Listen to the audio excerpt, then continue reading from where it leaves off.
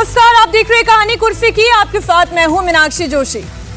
बात पश्चिम बंगाल की। आज सबसे पहले पश्चिम बंगाल में मतदान के लिए 72 घंटे से भी कम का समय बाकी है और आखिरी दौर में तमाम पार्टियों ने अपनी पूरी ताकत लगा दी है। प्रधानमंत्री नरेंद्र मोदी की एंट्री जब जब बैटल ऑफ बंगाल में होती है तब तक पिक्चर बदल जाती है। प्रधानमंत्री नरेंद्र मोदी एक तरफ तो ममता बनर्जी सरकार पर जबरदस्त हमलावर होते हैं, तो वहीं दूसरी तरफ पीपल कनेक्ट के लिए उनके स्टाइल की वजह से चुनावी सरगर्मियां और बढ़ जाती हैं। पीएम मोदी लगातार ममता सरकार को निर्मम सरकार कह रहे हैं, टीएमसी के सिंडिकेट का जिक्र कर रहे हैं, ममता राज में बंगाली अस्मिता पर खतरे की दुहाई भी दे रहे हैं। कुल मिलाकर पीएम मोदी ने बंगाल चुनाव का टेम्पो हाई रखा है। अब पीएम मोदी ने बंगाल में टीएमसी को लेकर एक नया दावा किया। पीएम मोदी ने कहा कि इस बार बंगाल के कई जिले ऐसे रहने वाले हैं जहां टीएमसी का खाता भी नहीं खुलने का। मैं बंगाल में जहां जहां गया हूं, इस बार मैं दावे से कहता हूं, ये पत्रकार भी मेरा दावा लिख ले, मैं बंगाल की जनता को कहता हूं, मेरे राजनीतिक अनुभव के आधार पर कहता हूं, इस बार बंगाल में बीजेपी की सरकार बनना पक्का है। इतना ही नहीं, कई जिले ऐसे होंगे जहां से टीएमसी का एक भी एमएलए चुनेगा नहीं, एक भी एमएलए नहीं आएगा। पूरे के पूरे जिले बीजेपी को जिताने वाले हैं।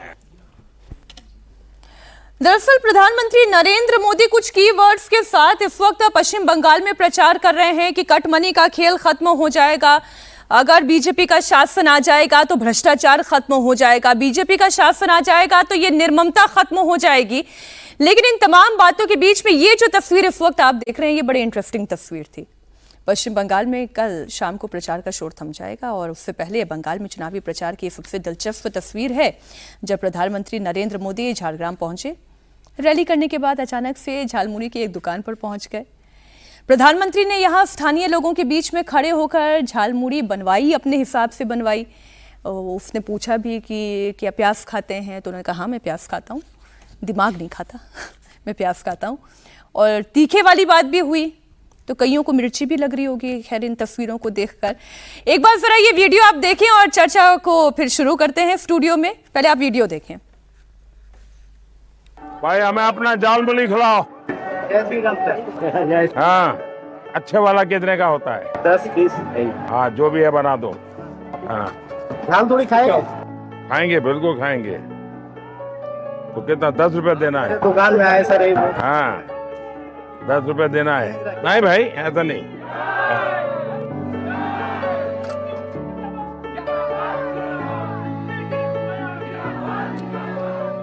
बढ़िया बनाओ।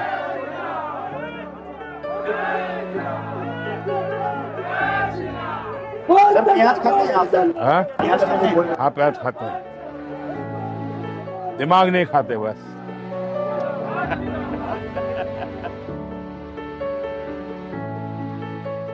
हम तो ये आपका पुरानी चीजें खाने आए हैं। हाँ, अरे यही खाएंगे। हाँ, झाल ज्यादा है, कोई बात नहीं, ज्यादा है तो ज्यादा खाएंगे।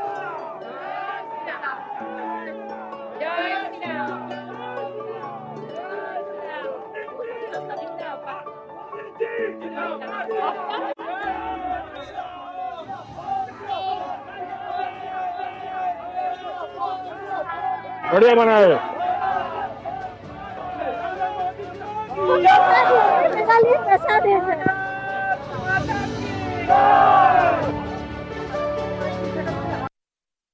अपने एक पब्लिक कनेक्ट से, और ये रैली वाला कनेक्ट नहीं है, ये किसी भी एक आम व्यक्ति की दुकान पर पहुंचकर उसे पैसे हाथ में पकड़ाकर वहां पे झालमुड़ी बनवाकर फिर ये कहकर कि हाँ मैं प्याज खाता हूँ, आप वहाँ के कल्चर से कनेक्ट कर रहे हैं, आप वहाँ के लोगों से कनेक्ट कर रहे हैं। और पश्चिम बंगाल तो झालमुड़ी के लिए जाना जाता है।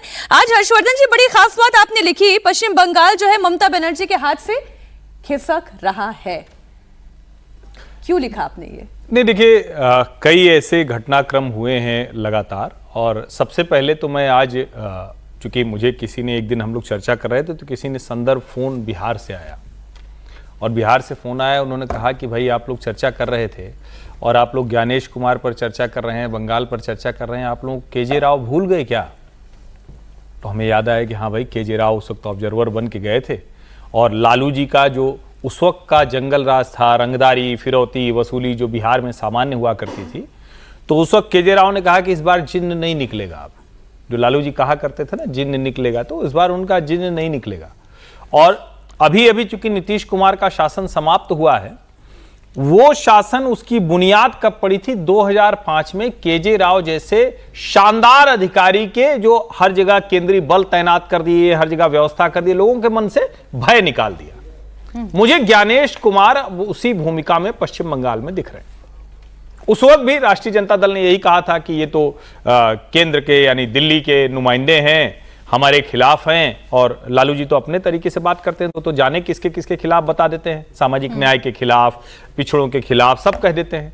ममता जी उस तरह से नहीं कह रही, लेकिन ममता जी भी यही कह रही हैं कि ये बंगाल पर हमला है, जो ये CAPF। और मैंने तो आश्चर्य देखा कि कई सांसद, पूर्व सांसद, नेता लोग कह रहे हैं, क्या ये युद्ध लड़ने जा रहे हैं क्या, जो यहां इतनी फोर्स लगी हुई है? मतलब जो बंगाल में BSF, जो जितने अलग अलग CAPF की फोर्सेज हैं, उनकी जो, क्योंकि उनकी वहां मीटिंग थी। अब बंगाल को अगर देखें तो जिस तरह का हिंसक इतिहास रहा है, उसमें सबसे पहला काम क्या है? भय निकालिए, जो केजे राव ने बिहार में किया था 2005 में। मुझे लगता है 2026 में ज्ञानेश कुमार वो करने में कामयाब रहे हैं। दूसरा क्या है? जो आईपैक कंपनी है, उसने अपना बोरिया बिस्तर वहां से समेट लिया है। ये आमतौर पर होता नहीं कि जो कंपनी किसी के इलेक्शन मैनेजमेंट में लगी हो, वो इलेक्शन पूरा होने से पहले कर दे। तीसरा, ममता बनर्जी ने एक सभा में से उतरते हुए कहा कि अगर तृणमूल रही तो फिर मिलेंगे। अब ये तो अपने आप में बड़ा आश्चर्यजनक और बहुत चौंकाने वाला बयान था कि ममता बनर्जी को आश्वस्ति न रह जाए कि हम रहेंगे कि नहीं रहेंगे। और चौथा, वो बार बार जिस तरह से अब कह रहे हैं कि बंगाल नहीं बचेगा, बंगाल तो अब खत्म हो जाएगा, दिल्ली कब्जा करने जा रहा है, इसका मतलब डेस्परेशन बहुत बढ़ गया है। और मुझे लगता है कि जो बार बार जो उनके साथ नैरेटिव रहता है कि मुसलमानों का मत मिल जाए और थोड़े हिंदू मत मिल जाए, तो अब शायद वो जो थोड़े हिंदू मत मिल जाए और हम सरकार बना देंगे और फिरहाद हकीम कहेंगे कि मुस्लिम मेजॉरिटी बना देंगे, वो इस बार असर करता दिख रहा है। इसीलिए मैं कह रहा हूं ममता बनर्जी की अब सत्ता से जो पकड़ है वो खिसक रही, कमजोर रही। कितना बचा पाएंगे देखना होगा। लेकिन समीर जी, ये जो झालमुड़ी कर दिया उसका क्या? निश्चित रूप से ये जो तस्वीर सामने आई, देखिए, मतलब मुझे लगता है कि मैं प्याज खाता हूँ, दिमाग नहीं खाता। दिमाग कौन खाता है? ये प्रधानमंत्री मोदी की काम करने का तरीका है, शैली, और मुझे लगता है कि इसके लिए प्रधानमंत्री मोदी को 100 में से 100 नंबर मिलना चाहिए और तारीफ होना चाहिए कि देखिए आदमी इतना प्रचार कर रहा है, तमिलनाडु में प्रचार कर रहे हैं, उसके बाद बंगाल में गए, और उसके बाद लोगों की भी कनेक्ट करने के लिए वो झालमुड़ी की शॉप पे जाते, खरीदते, कैश पेमेंट करते, खुद भी खाते, लोगों को खिलाते, और बड़े मजाक से कहते कि भाई हाँ मैं प्याज खाता हूँ, लोगों का सर नहीं खाता। तो लोगों से इंटरेक्ट करने का प्रधानमंत्री मोदी का जो तरीका मैंने कहा अद्भुत है। और इस बार प्रधानमंत्री मोदी का ये ऑप्टिक बता रहा है कि भाई आप झालमुड़ी खाने चले गए, इसके पहले वो सेल्फी लेने लगे लोगों की भीड़ के साथ जाके कि देखिए कितनी भीड़ आई है। इतनी भीड़ तो गुजरात में भी अगर मैं दिन में रैली करता हूँ तो नहीं आती जितनी बंगाल के अंदर आ रही है। तो ये बता रहा है कि बंगाल की जनता इस बार क्या तय कर रही हो। प्रधानमंत्री मोदी ने जो कहा कि कई जिलों में टीएमसी का खाता भी नहीं खुलने वाला है, तो 23 जिले बंगाल के अंदर आते हैं। अगर 2021 का चुनाव देखेंगे तो 23 में से कम 12 जिले ऐसे थे जहां भारतीय जनता पार्टी का नाम लेने वाला नहीं था। 77 सीटें भारतीय जनता पार्टी ने जीती थी। 90,000 बूथ के ऊपर भारतीय जनता पार्टी के लोग नहीं थे। और आज इस बार जब 2026 से भारतीय जनता पार्टी बंगाल का चुनाव लड़ रही है, 88,000 बूथ के ऊपर भारतीय जनता पार्टी के बूथ मैनेजमेंट है। हर अपने वर्ग को भारतीय जनता पार्टी ने टच कर लिया है, अपने कैडर को एक्टिवेट कर दिया। और अमित शाह जिस तरीके से लगातार वहां बैठे हुए कि मैं 15 दिन बंगाल नहीं छोड़ूंगा, अमित शाह जो जिस तरह संगठन देख रहे हैं, चुनाव आयोग ने सुनिश्चित किया है कि फर्जी मतदाता वोट नहीं कर पाए, जो घुसपैठ है उनके नाम कटे, लोग जो प्रधानमंत्री कह रहे भय और भरोसे का चुनाव है, चुनाव आयोग ने तय किया कि कोई भय के कारण वोट डालने से वंचित न रहे, सब आकर मतदान करें, जिसे भी उसको वोट डालना है वो वोटिंग सेंटर तक आए। तो मुझे लग रहा है कि अब भारतीय जनता पार्टी ने जिस तरीके से वहां पर किया है, ममता बनर्जी का जो 15 साल का कार्यकाल रहा है, भय का, भ्रष्टाचार का, कट मनी का, लूट का, करप्शन का, महिलाओं के साथ शोषण का, तो मुझे लग रहा है कि अब जनता भी कह रही है कि भाई इस बार तो मोदी जी को सत्ता देना है, और इसलिए मुझे लगता है कि भारतीय जनता पार्टी की सरकार 4 मई को बनने जा रही है। गई, आप तो बहुत दिनों से ये बात कह रहे हैं, लेकिन प्रधानमंत्री मोदी ने ममता बनर्जी के उस आरोप पर भी जवाब दिया जिसमें वो कई रैलियों में ये दावा करती रही कि बीजेपी आई तो मछली खाने पर बैन लग जाएगा। पीएम मोदी ने बताया कि कैसे उनकी सरकार में बंगाल मछली उत्पादन में पहले से कहीं ज्यादा बेहतर परफॉर्म कर रहा है। पश्चिम बंगाल को प्रकृति ने इतनी सारी नदियां दी है, इतना बड़ा समुद्री तट दिया है। अभी संपदा पर टीएमसी के सिंडिकेट का ही कब्जा है। डबल इंजन सरकार बंगाल में ब्लू रिवॉल्यूशन, नीली क्रांति का विस्तार करेगी। बीजेपी सरकार बीते दशक में फिश प्रोडक्शन अपेक्षा के अनुरूप नहीं बढ़ा है। ऐसा तृणमूल की निर्मम सरकार की दुर्नीति के कारण हुआ है। साथियों, हमारे मछली पालन से जुड़े भाई बहन के लिए केंद्र सरकार पीएम मत्स्य संपदा योजना चला रही है, लेकिन टीएमसी सरकार ने मत्स्य संपदा योजना को यहां 2 साल तक लागू ही नहीं होने दिया। इसके कारण बंगाल में फिशरीज से जुड़े इंफ्रास्ट्रक्चर का विस्तार नहीं हो पाया, मछुआरों को कोई मदद नहीं मिल पाई। बंगाल के चुनाव में एक और सबसे बड़ा फैक्टर योगी आदित्यनाथ भी होने जा रहे हैं। योगी आदित्यनाथ बंगाल में खुलकर हिंदू वोटों को एकजुट करने में लगे हैं। योगी का खेल भी बिल्कुल अलग है। योगी की सभाएं हाई प्रोफाइल सीटों और खासतौर पर उन इलाकों में हो रही है जहां पर मुस्लिम डोमिनेशन ज्यादा दिखाई दे रहा है। आज भी योगी पश्चिमी मेदिनीपुर के पिंगला में जनसभा कर रहे हैं। उसके बाद पुरुलिया के जयपुर में उनकी बड़ी सभा होगी। आखिर में वो झारग्राम और गड़बेटा में रैली को संबोधित करेंगे।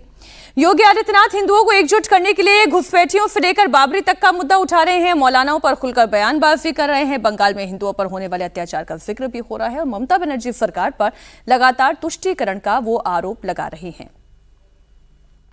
कांग्रेस ने, टीएमसी ने, इंडी गठबंधन ने भारत के अंदर 60 वर्ष से अधिक समय तक शासन किया, लेकिन अनुसूचित जाति और जनजाति के बारे में इनके पास कोई भी इनके पास अपना कोई एजेंडा नहीं था। इन लोगों ने जनजाति के बारे में, अनुसूचित जाति के बारे में कभी नहीं सोचा, लेकिन ये लोग बाबा साहब डॉक्टर भीमराव अंबेडकर का अपमान करते हैं। ये लोग राष्ट्रपति के बंगाल आगमन के दौरान प्रोटोकॉल का उल्लंघन करके उन्हें अपमानित करने का काम करते हैं। भारत की जनता इसको स्वीकार नहीं करेगी, बर्दाश्त नहीं करेगी। जो विजय जी तस्वीर है इस वक्त पश्चिम बंगाल की, एक तरफ ममता बनर्जी ये कह रही है कि बीजेपी आ गई तो मछली खाना बंद हो जाएगा, तो उसे काउंटर कर रहे हैं प्रधानमंत्री कि भाई मछली उत्पादन का जो रेशियो हो वो पहले से कितना बेहतर हो गया है और बंगाल की संस्कृति से मछली को कौन निकाल सकता है। एक ये बात हो गई। और जो अभी मुख्यमंत्री योगी आदित्यनाथ कह रहे थे कि चाहे मुद्दा बाबरी का हो, चाहे मुद्दा घुसपैठियों का हो, चाहे एफआईआर का हो, एक नैरेटिव जो ममता बनर्जी खड़ा करने की कोशिश कर रही है, उस मार्ग को बंद करने के लिए मोदी योगी की जोड़ी खड़ी है। जैसे दिल्ली में तो मौसम की वजह से गर्मी बढ़ रही है, बंगाल में राजनीति की वजह से गर्मी बढ़ रही है। पॉलिटिकल जो हीट है ना वो लगातार वहाँ पर बढ़ती जा रही है। और अब तो चुनाव का पहला चरण जब है पूरा होने वाला है, 72 घंटे बाद वहाँ पर 23 तारीख को चुनाव है, तो सब लोग अपनी कोशिश कर रहे हैं। भारतीय जनता पार्टी लगातार अपने ताकत को बढ़ाने में लगी हुई है। प्रधानमंत्री उसका एक कोर फोर्स है जो अपने तरीके से बात करते हैं। मछली को एक इलेक्टोरल स्पीच के तौर पर मैं देखता हूँ, सब लोग अपने अपने हिसाब से करते हैं। मैं उसको बहुत सीरियसली ऐसे नहीं लेता हूँ कि अब उन्होंने कहा है तो इसका कोई जवाब है, और वो जवाब भी दे रहे हैं तो भी कोई बहुत नहीं। दोनों लोग अपनी अपनी इलेक्टोरल पॉलिटिक्स के हिसाब से बात कर रहे हैं कि मछली पालन हो रहा है कि नहीं हो रहा है। ये बात है कि बीजेपी इस बार पूरी ताकत से, पिछली बार भी उसने पूरी ताकत से लड़ा था, बीजेपी चुनाव लड़ती है, अमित शाह जी वहाँ पर बैठे हुए हैं। लेकिन योगी जी जितना ये मुस्लिम्स की बात करती है या ये जितना बाबरी की बात होती है, क्या इसका कोई काउंटर पोलराइजेशन नहीं होता? क्योंकि 154 सीटों का जो अंक गणित में लेकर बैठी हूँ, उसमें 43 सीटें ऐसी है जहाँ से 50 से 85% मुस्लिम सीटों का पूरा झुकाव कहाँ है हम जानते हैं। 20 सीटें ऐसी हैं जहाँ पर फिर मुस्लिम डोमिनेशन जो है 40 से 50% का है। ऐसे एक पूरी लंबी लिस्ट है। नहीं तो इसको तो प्रधानमंत्री नरेंद्र मोदी और खासतौर से योगी आदित्यनाथ जब से आए हैं तब से इस पूरे देश का पॉलिटिकल पैराडाइम ही बदल गया है। जो एक मुस्लिम वोट की या मुस्लिम अपीजमेंट की पॉलिटिक्स चलती थी, और हम लोग एक ज़माने तक सब विद्वान लोग हैं आप चर्चा करते थे कि भाई ये मुस्लिम डोमिनेंस वाली सीटें 75 सीटें लोकसभा में होती हैं, हर राज्य में अलग अलग होती है, वो सारी सीटों पर उन्होंने रिवर्स पोलराइजेशन का काम शुरू किया है। इसलिए बल्कि मैं ये कहूँगा कि जहाँ जहाँ चुनाव हैं और जहाँ जहाँ मुस्लिम डोमिनेंस है वहाँ वहाँ भारतीय जनता पार्टी के जीतने की संभावनाएं ज़्यादा है। जहाँ मुस्लिम डोमिनेंस कम होगा वहाँ जीतेंगी कि नहीं जीतेंगी, लेकिन मुस्लिम डोमिनेंस वाली सीटों में उनका परसेंटेज शेयर वो ज़्यादा होगा, क्योंकि योगी जी और पूरी पार्टी, पूरा चुनाव ही हिंदू मुस्लिम हो रहा है, पूरा इलेक्शन ही पोलराइजेशन पर हो रहा है। ममता जी के पास अपना पोलराइजेशन का पहले से ही एजेंडा है, उस पर काम कर रहे हैं, और Bharatiya Janata party reverse polarisation पर काम कर रही है। तो इसलिए जितनी मुस्लिम डोमिनेंट सीटें हैं आप नतीजा देखेंगे उनमें ज़्यादातर पर भारतीय जनता पार्टी की बढ़त बनेगी। ये सारी एक्सरसाइज वहाँ पर हो रही है। अब वो तो नतीजे में आएगा कि कितना हो रहा नहीं हो रहा है। ज्ञानेश जी बहुत अच्छा काम कर रहे हैं, लेकिन वो 30 लाख वोटों का यदि कुछ काम हो जाता, जिनका अभी तक तय नहीं हुआ है कि वो वैध हैं अवैध हैं, वोट डाल पाएंगे कि नहीं डाल पाएंगे, तो भी थोड़ा सा शायद होता, क्योंकि 48 लाख वोटों का अंतर है जी। उसमें से 30-32 लाख वोटों का यदि अभी पता ही नहीं है, बाकी जो कट गए नहीं कट गए वैध अवैध वो तो इलेक्शन कमीशन का मसला है। लेकिन जिन वोटों पर फैसला नहीं हुआ उन वोटर्स का क्या होगा, ये एक महत्वपूर्ण सवाल अभी बचा हुआ है। एक सवाल और ममता बनर्जी खड़ा कर रही हैं। ममता बनर्जी ये कह रही हैं, जो अभी चर्चा में भी आया, कि भाई केंद्रीय जो बल हैं उनको यहाँ पर क्यों इतनी बड़ी संख्या में लाया जा रहा है। कोलकाता में सीएपीएफ के प्रमुखों की मीटिंग के बाद ये सियासत गरमाई है। टीएमसी सांसद महुआ मोइत्रा का एक पोस्ट मैं आपके सामने रखती हूं। उन्होंने लिखा है, ऑपरेशन मच्छी बंद प्रिपरेशन। अब सोचिए, यहां पे भी मछली आ गई। अब मछली कोई ना खा पाए उसके लिए क्या आपको लगता है कि सीआरपीएफ आएगी या बीएसएफ की फोर्स यहां पर तैनात की जाएगी? मच्छी बंद प्रिपरेशन, मैं एग्जैक्टली उन्हें कोट अनकोट पढ़ देती हूं। ऑपरेशन मच्छी बंद preparation in full swing, BJP and Gyanesh दादो get top brass of CAPF quote unquote पलटू IPF officers to Bengal to plan full military style take over. अब ये आप सोचें कि ये जो बात महुआ मोइत्रा कर रही हैं, प्रोफेसर साहब, आप एक तो आईपीएस ऑफिसर्स को पलटू कह रहे हो, आप सीएपीएफ को, आप सीआरपीएफ को, आईटीबीपी को, ज्ञानेश कुमार को, सबको ये कह रहे हो इनको इसलिए लगाया गया है क्योंकि यहाँ पे मछली जो है बीजेपी लोगों का मछली बंद कर देना चाह रही है।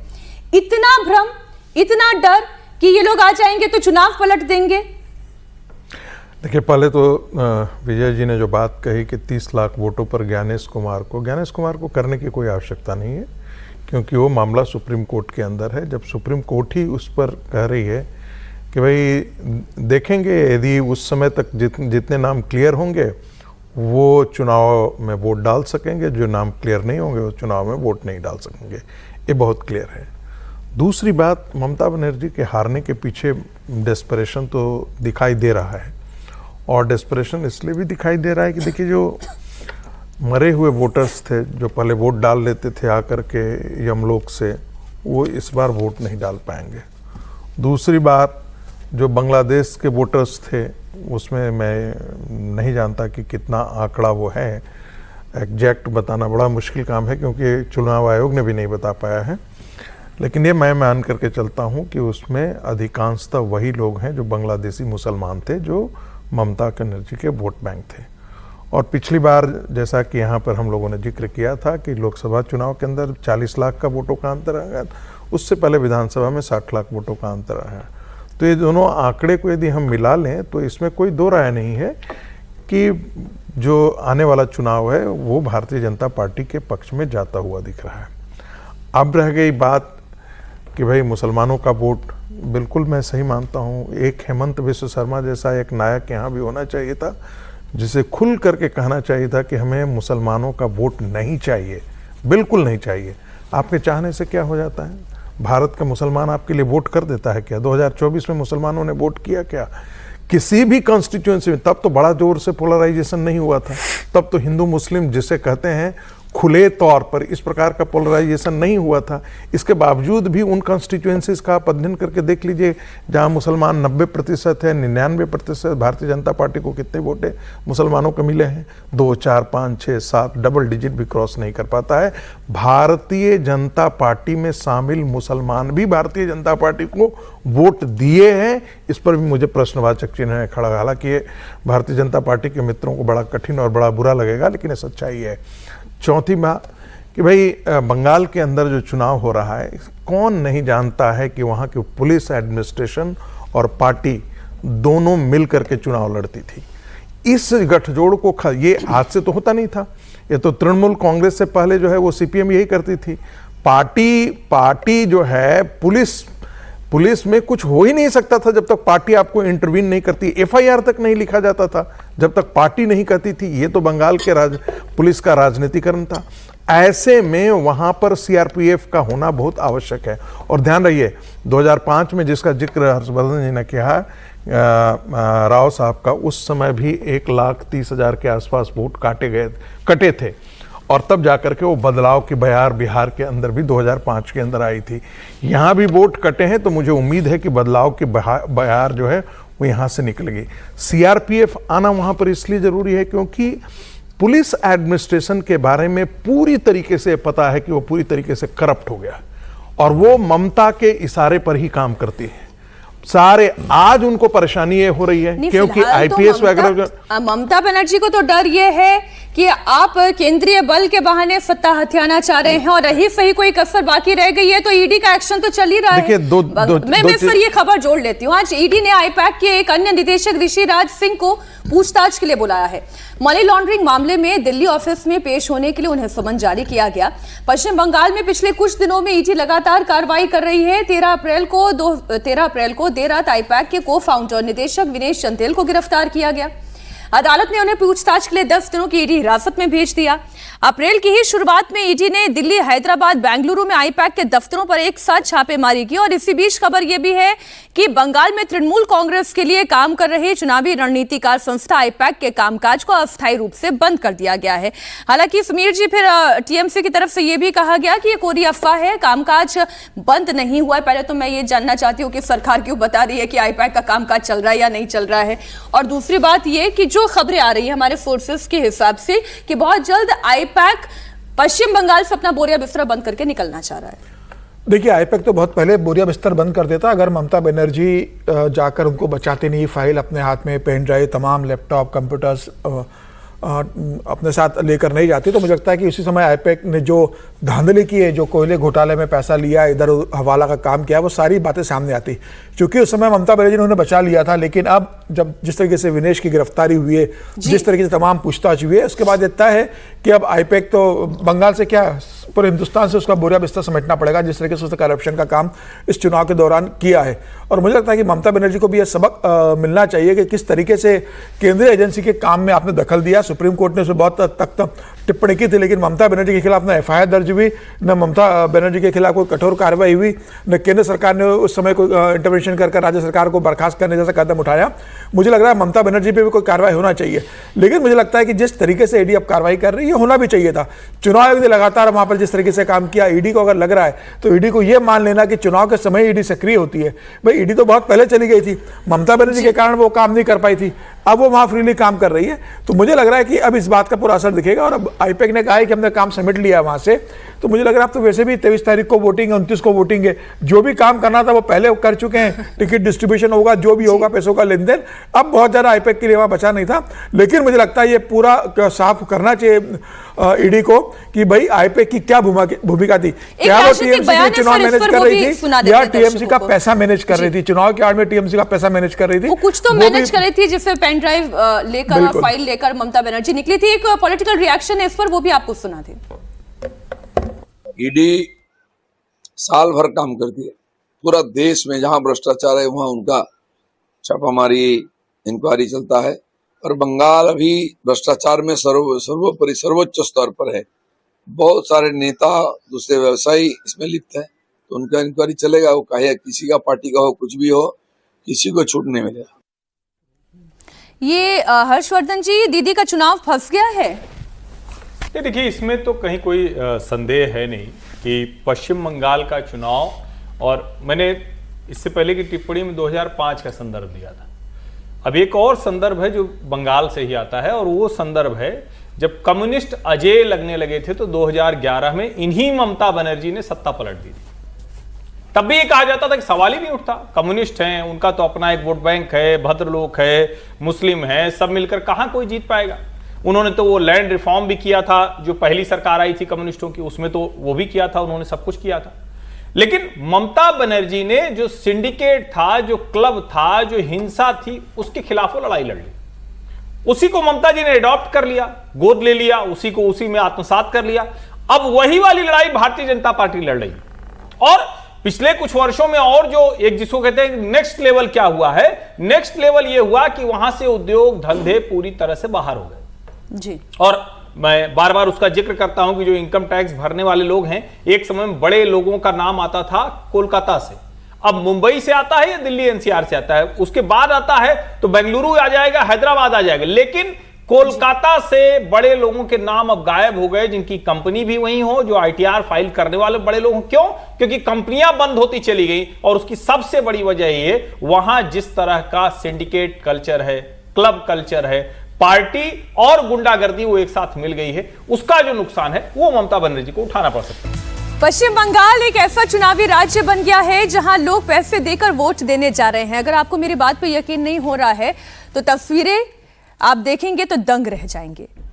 मुर्शिदाबाद, मालदा, पुरुलिया, झारग्राम, ये ऐसे जिले हैं, ये ऐसी जगहें हैं जहां पर इस वक्त सबसे बड़ी तादाद में लोग वोट देने के लिए दिल्ली, मुंबई, सूरत, चेन्नई, केरल से पहुंच रहे हैं। लोगों को डर है इस बात का कि अगर उन्होंने वोट नहीं दिया तो उनका नाम लिस्ट से कट जाएगा। यही वजह है कि बंगाल पहुंचने वाली ट्रेनों में बहुत भीड़ देखने को मिल रही है। ट्रेन में इतनी भीड़ है कि पाँव रखने की जगह नहीं, स्टेशन पर इतनी भीड़ है कि इन्हें मैनेज करने में पुलिस के पसीने छूट रहे हैं। नई दिल्ली स्टेशन से बाकायदा स्पेशल ट्रेन चलाई जा रही है, जिससे बड़ी तादाद में लोग पश्चिम बंगाल वापस लौट रहे हैं। मुंबई और सूरत में भी ऐसी ही संख्या दिखाई दे रही है। बंगाल जाने वाली ट्रेनों में भीड़ बढ़ती चली जा रही है, और बंगाल जाने वाला हर शख्स जिसके चेहरे के आगे आप माइक लगा देंगे, वो यही बोलेगा कि भाई हमें हमारे वोट कटने का डर है, हम वोट देने जा रहे हैं। और कई लोग केवल वोट इसलिए नहीं देने जा रहे हैं क्योंकि उन्हें यह लग रहा है कि जो अनियमितता है उसे ठीक करा लिया जाए, या अपना रजिस्ट्रेशन करवा लिया जाए, या सत्यापित करा लिया जाए। ना ना ना, उन्हें यह भी डर है कि भाई जो फायदा उन्हें मिल रहा था, कहीं ऐसा ना हो कि उनको यह फायदा ना मिले। भाई पैसा मिल रहा है ना, अलग अलग योजनाएं चल रही हैं, ऐसा ना हो कि वहां पे कोई कट लग जाए। तो इसलिए भी यहाँ पे लोगों की इतनी भीड़ है।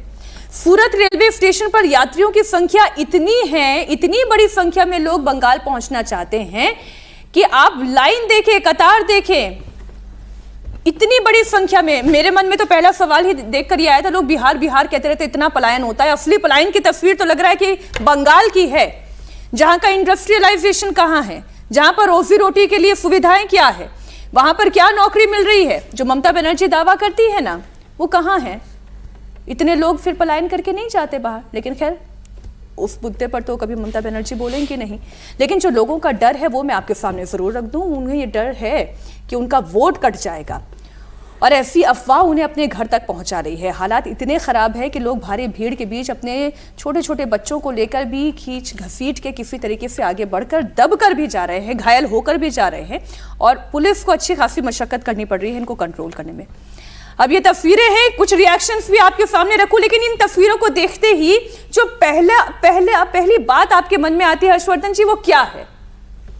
नहीं, देखिए, मुझे लगता है कि सबसे पहले तो ये कि अगर ये सारे लोग वोटर हैं और बंगाल जा रहे हैं, वोटर हैं, ऐसा ये कह रहे हैं, जागरूक लोग हैं, लोकतंत्र को मजबूत करना चाहते हैं, और अगर कोई पार्टी उनको अपनी पूरी ताकत से ले जाने का काम कर रही है, चाहे उनको मतलब लोभ देकर, डरा कर, तो पार्टी बड़ा अच्छा मैनेजमेंट कर रही है। ये तो बहुत जबरदस्त है। मतलब अगर अपने से जा रहे हैं तो ये भी बड़ा चेतना की बात है, ये तो बड़ी अच्छी चीज है ना अगर कहने का। और इसका जो कहें कि जिस पर आप बात कर रही हैं कि क्या इन लोगों को बंगाल में रोजगार नहीं मिल पा रहा है, मतलब तीन इसके पहलू हुए ना। एक पहलू हुआ कि भाई हमें हमारा वोट है, हम जाएंगे। दूसरा पहलू हुआ कि एक पार्टी है जो मैनेजमेंट के लिए लेके आ रही, क्योंकि ज्यादातर ये चर्चा चल रही है, अखबारों में भी जो छपा है कि आप मुस्लिम इलाकों के लोग जा रहे हैं, मालदा, तो इसका मतलब कि कोई पार्टी मैनेज कर रही, वो पार्टी भाजपा तो हो नहीं सकती, तृणमूल हुई। और तीसरा ये हुआ कि इन सारे लोगों के पास सामान्य दिनों में बंगाल में रहने की स्थिति नहीं है, वो अपने परिवार के साथ वहां नहीं रह सकते क्योंकि उनकी रोजी रोटी नहीं चल सकती। अब इसके बीच में भी अगर वो वहां जाकर फिर भी उसी पार्टी को वोट देते हैं जो 15 वर्षों से सत्ता में है, तो ये भी एक कमाल की बात है। और अगर इस मानसिकता के साथ वो वोट करेंगे तो अब यहां वो आ जाता है जिसकी हम लोग इसके पहले चर्चा कर रहे थे, क्या रिएक्शनरी वोट पड़ेगा, क्योंकि मुस्लिम अगर बहुतायत में जाकर एक पार्टी विशेष के पक्ष में वोट करेगा तो क्या दूसरा वो वाला वोट दूसरी पार्टी विशेष के लिए खड़ा होगा। इसको सीधा सीधा अगर बिना किसी लाग लपेट के कहें तो ये जो मुस्लिम मतदाता ट्रेन से उतरेगा, क्या हिंदू मतदाताओं को भारतीय जनता पार्टी के लिए मतदान स्थल तक जाने के लिए प्रेरित करेगा? सवाल बस यही। वोट कटने का खौफ है। देखिए, मुझे लगता है बिहार चुनाव यदि का ध्यान हो तो बिहार चुनाव के समय भी जितनी पॉलिटिकल पार्टियां थीं उन्होंने ये सब व्यवस्था कर रखी थी अपने अपने वोटरों को, चाहे वो गुजरात से ट्रेन चली हो, चाहे वो बेंगलोर से ट्रेन चली हो, चाहे वो दिल्ली से चली हो, लेकिन सब अपने अपने वोटों को मैनेज कर रहे थे। और आपको निष्कर्ष आपको दिखाई दिया कि किसके पक्ष में गया। यहाँ भी जो है मुझे लगता है कि तृणमूल कांग्रेस भी इसका काम कर रही होगी और भारतीय जनता पार्टी भी अपना पूरा जोर लगा रही होगी। सूरत में एक यदि आप देखेंगे कि आज़ादी से पहले और आज़ादी के बाद भी, पहले चाहे प्रेमचंद का गोदान ले लें, गबन ले लें, कोई उपन्यास ले लें, नायक यदि कोई बिहार से भागता था तो वो बॉम्बे नहीं जाता था, दिल्ली नहीं आता था, वो बेंगलोर नहीं जाता था, वो कलकत्ता ही जाता था। वो इसलिए कलकत्ता जाता था क्योंकि कलकत्ता एक इंडस्ट्रियल हब हुआ करता था। आज वो स्थिति कलकत्ता की नहीं रह गई है। लोग कहते हैं ना, मैं ये बात बहुत बुरा लगेगा, हम अपने मित्रों को भी बोलते हैं कि बंगाल में ट्रेन पहुंचते ही पता लग, पहले बिहार में जाती थी ट्रेन, गुजरती थी तो पता लग जाता था कि बिहार में हम घुस गए हैं, पता लग जाता था। उत्तर प्रदेश से जैसे ही प्रवेश करती थी ट्रेन बिहार में तो बताने की जरूरत नहीं होती थी कि बिहार आ गया, वो पता लग जाता था। वैसे ही यदि आप बंगाल में प्रवेश करते हैं तो आपको पता लग जाता है कि हम बंगाल में आ गए हैं। जिस प्रकार का पहनावा, गरीबी और सड़कों की हालत, वो सब यदि आप देखेंगे तो लगेगा कि अरे ये तो वही है जो बिहार के अंदर हम कभी जिक्र किया करते थे। तो ये पलायन जो है, आपने कभी महाराष्ट्र से सुना है कि महाराष्ट्र से भाग करके और लाखों लाख या करोड़ों में 10 लाख या 20 लाख लोग पलायन करके कहीं पर मजदूरी कर रहे हैं? मजदूरी का काम, ये सब मजदूरी का, ये कोई बहुत स्किल्ड वर्कर है ऐसा नहीं है। कभी आपने सुना है कर्नाटक से निकल करके, कर्नाटक तो कांग्रेस का प्रदेश है ना, वहां से निकल करके ऐसे मैं पलायन वाली बात तो आपकी बिल्कुल समझ रही हूँ, इसलिए मैंने भी ओपनिंग स्टेटमेंट में यही बात बोली इसी खबर से जुड़ी हुई। लेकिन ये जो इनके बीच में भ्रम फैलाया जा रहा है, क्योंकि सुबह से मैंने दर्जनों बयान ऐसे इन लोगों के सुन लिए, हमारे संवाददाता अलग अलग शहर में मौजूद है, इन लोगों से बात कर रहे हैं, वो ये कह रहे हैं कि अगर पहुंचे नहीं तो वोट कट जाएगा। ये भ्रम कौन फैला रहा है, क्यों फैला रहा है? क्योंकि नाम अगर आपका है, पूछा भी पत्रकार ने, हमारे सहयोगी ने पूछा कि आपका नाम है, कहा कि हाँ नाम है वोटर लिस्ट में, फिर आप क्यों डर रहे हैं? कहा कि नहीं, वोट नहीं दिया तो नाम कट जाएगा। ये कौन सा डर है? नहीं, अभी जो जैसे SIR चल रही है उसमें भी एक बड़ा कारण ये होता है ना, जो नाम कटे हैं वही लोगों के नाम कटे हैं। आपको डर लग रहा है, ये तो सच है, ये तो सच है। SIR में किन लोगों के नाम काटे आपने?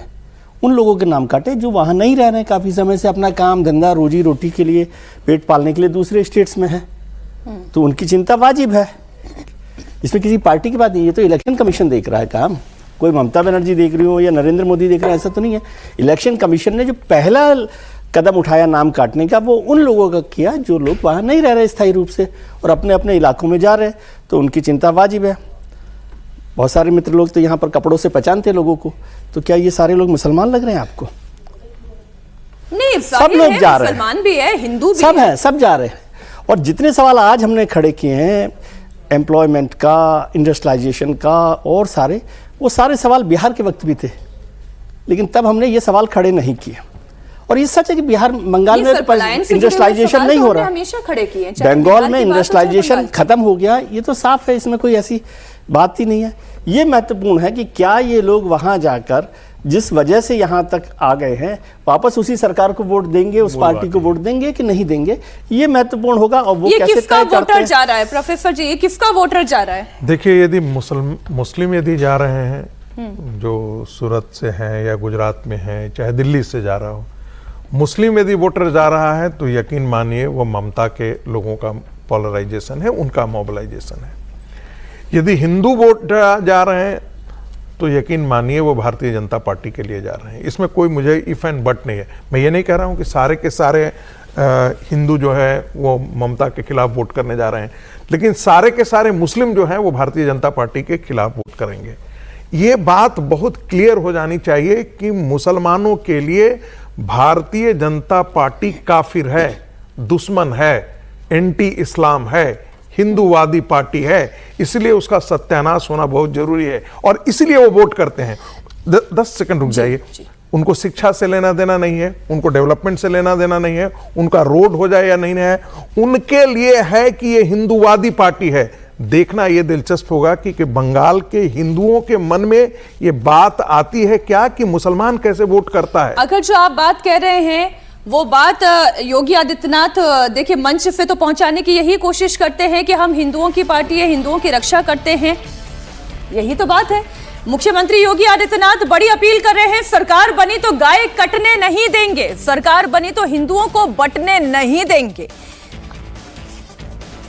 अब सबका आह्वान करूंगा, मैं तो आपसे कहूंगा, ये बंगाल की धरती है, भारत की संस्कृति की, भारत की आध्यात्मिक परंपरा की धरा।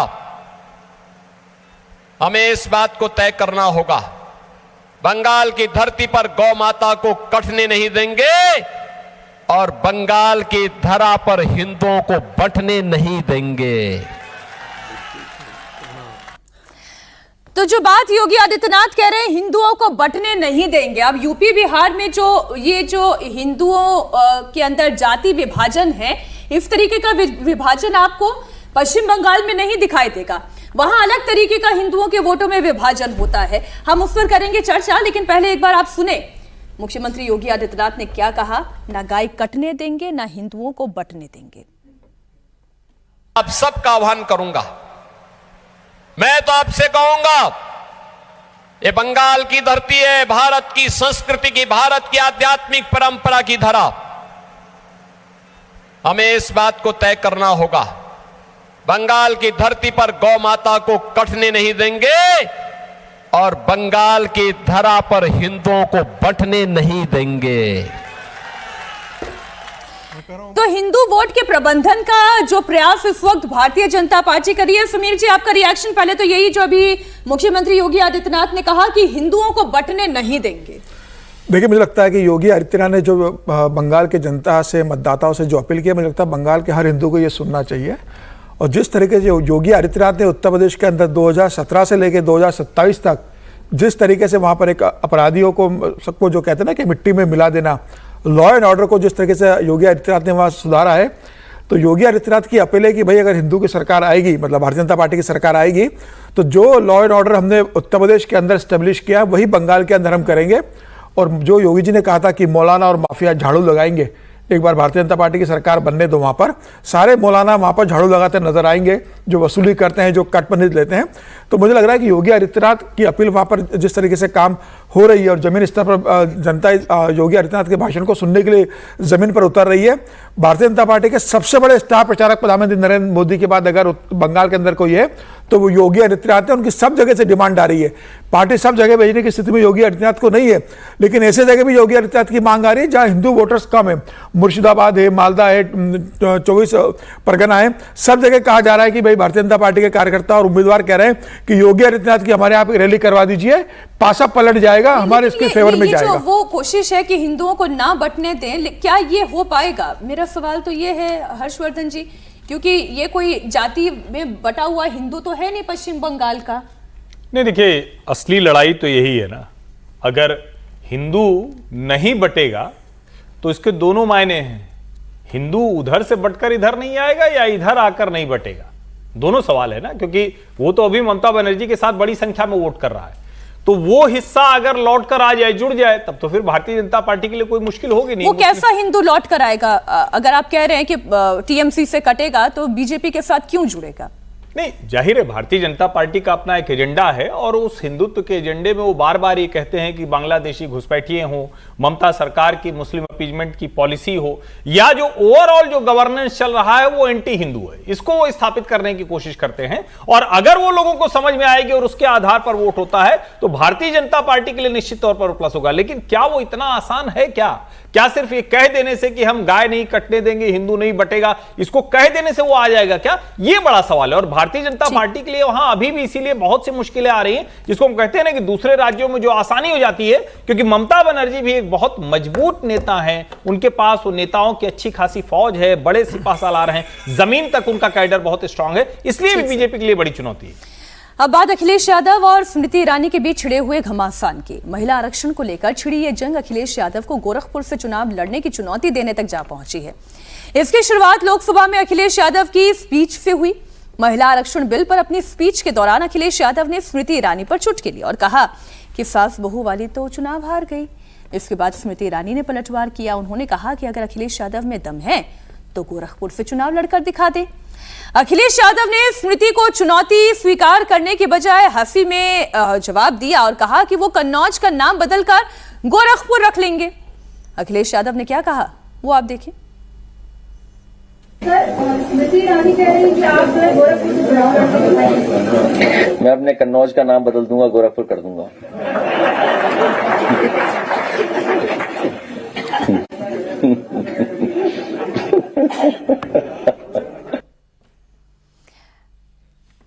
इसका मतलब यह है कि चुनौती स्वीकार नहीं कर सकते प्रोफेसर साहब। अखिलेश यादव नाम तो बदल सकते हैं, कन्नौज का गोरखपुर कर सकते हैं, लेकिन गोरखपुर में आकर वहां चुनाव नहीं लड़ सकते। देखिए,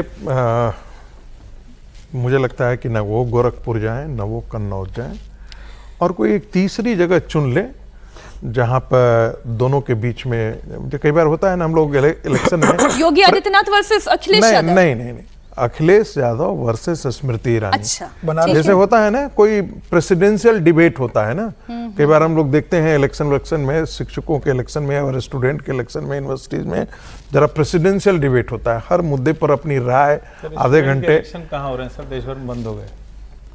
अखिलेश यादव की जमानत जब्त हो जाएगी स्मृति ईरानी के आगे। अखिलेश यादव के व्यक्तित्व में ऐसा कुछ भी नहीं है जो अट्रैक्ट कर सके।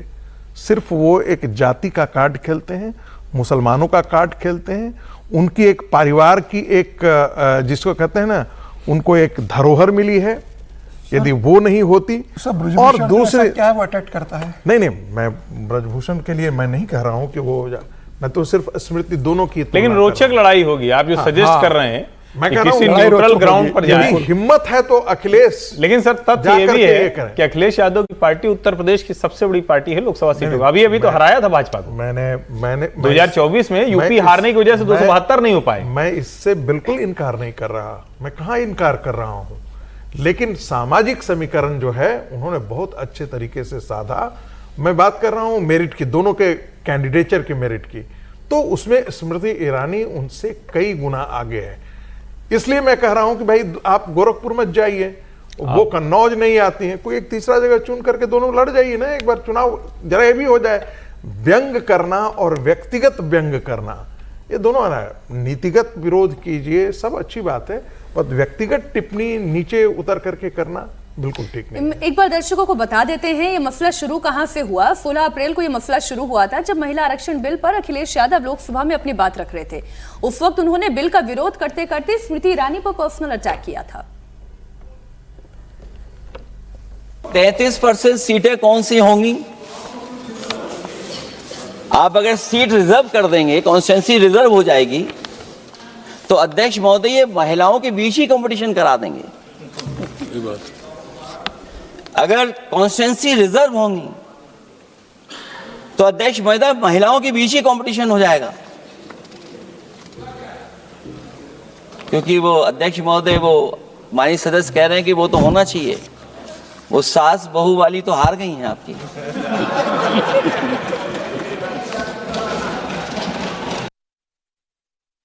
बहुत आसान है पैतृक सीट से चुनाव लड़ना। मुझ जैसी औरत ने जो कामकाजी है किसी और के गढ़ में जाकर परचम गाड़ा है और कांग्रेस के राष्ट्रीय अध्यक्ष को हराया है। तो अगर इतना ही दमखम रखते हैं तो पैतृक सीट छोड़ के गोरखपुर से लड़के दिखाएं। तो आसान होता है कामकाजी महिला पर टिप्पणी करना, और वो जिन्होंने कभी खुद कोई नौकरी ना की हो। ये ज्यादा हिटिंग था, ये ज्यादा हिटिंग था जिसने खुद ने कभी कोई नौकरी ना की हो। एक चीज जिक्र कर रहा है, अखिलेश यादव और अखिलेश यादव की पत्नी भी संसद में होती है। अक्सर देखते हैं कि अखिलेश यादव आगे बैठते हैं, पत्नी उनकी जब वो बोल रहे होते हैं तो पत्नी भी दिखती रहती है। कभी उनमें से प्रतिभा की कोई एक किरण दिखी है संसद के अंदर आकर के? मैं नहीं मानता हूं, बहुत सारे ऐसे सांसद हैं जो शोकेस के लिए, दिखावे के लिए हैं, और हर पार्टियों से हैं जिन्होंने बहुत ज्यादा बड़ा योगदान नहीं किया हो।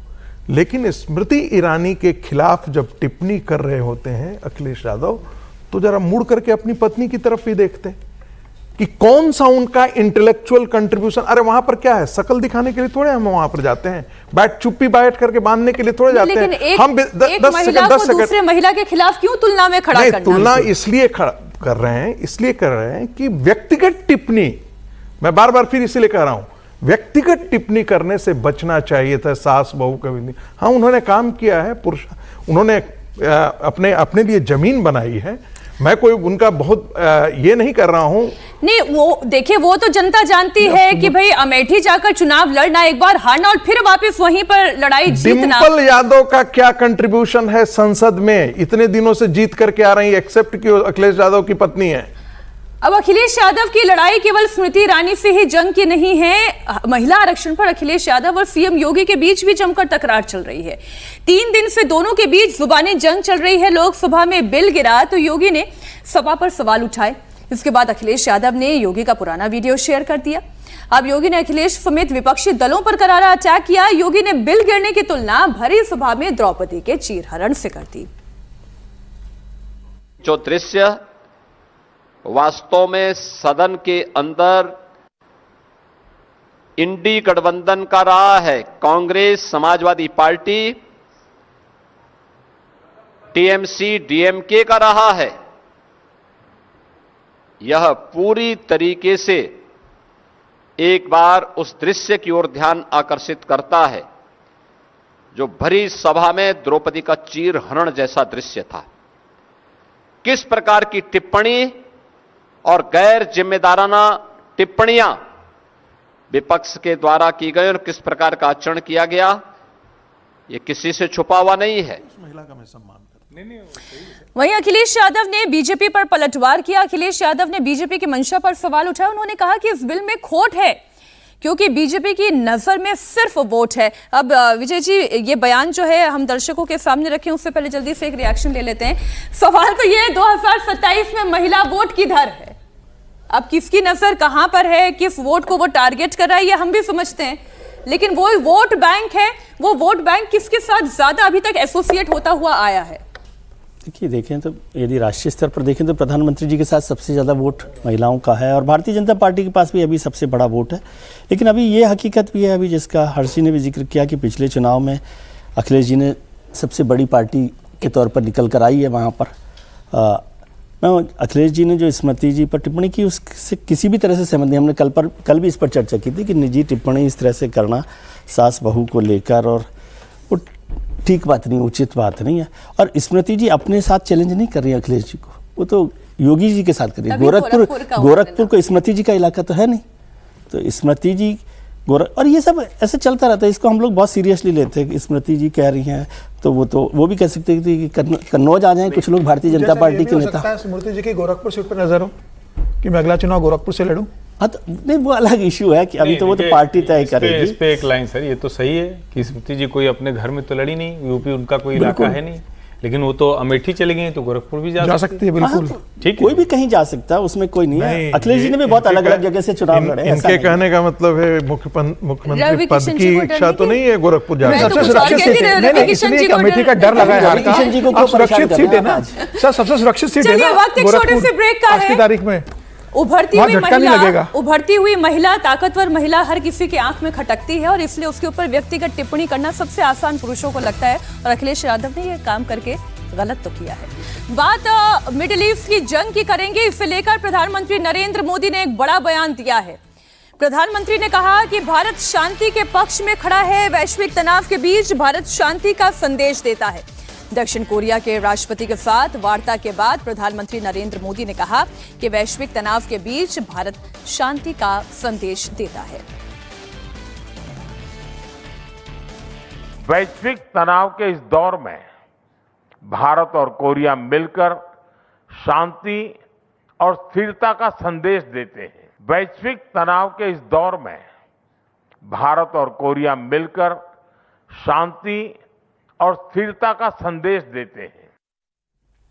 अब भारत शांति और स्थिरता की बात तो कर रहा है, लेकिन सवाल यह है कि वो शांति और स्थिरता कब आएगी और कैसे आएगी मिडिल ईस्ट में, क्योंकि सीज फायर को लेकर लगातार जो प्रयास चल रहे थे वो तो फेल साबित हो रहे हैं। 3 दिन के बाद मिडिल ईस्ट में एक बार फिर से क्या बमों की बारिश होने वाली है, सवाल तो फिर यहां पर आ गया है। बारूद का बवंडर क्या दिखाई देगा, यह सवाल इसलिए क्योंकि अमेरिका और ईरान के बीच दूसरे राउंड की बातचीत फंस गई है। ऐसा हॉर्मुज को लेकर हुआ है। ईरान हॉर्मुज पर अपना कंट्रोल बता रहा है, अमेरिकी नेवी भी यहां पर ब्लॉकेड लगाए बैठी है। इस बीच हॉर्मुज से ही जंग का एक ट्रेलर भी दिखाई दिया। अमेरिकी नेवी ने ईरान के एक जहाज पर गोलियां बरसा दी। ये ईरानी जहाज था जो यहीं स्ट्रेट ऑफ हॉर्मुज से गुजर रहा था, और अगर ईरानी दावे पर आप गौर करें तो ईरान क्या कहता है, यहां पर तो हमारा एकाधिकार है। लेकिन अब जो अमेरिका दावा करता है कि आप कहते रहो आपका एकाधिकार है, असल में तो ब्लॉकेड उनका है, ताकत उनकी ज्यादा बड़ी है। तो वही तस्वीर इस वक्त आपके सामने है। अमेरिकी ताकत को आप देखें, तड़ातड़ गोलियां चलनी शुरू हुई। यूएस सेंट्रल कमांड ने इसे स्टैंड ऑफ वीडियो भी जारी किया।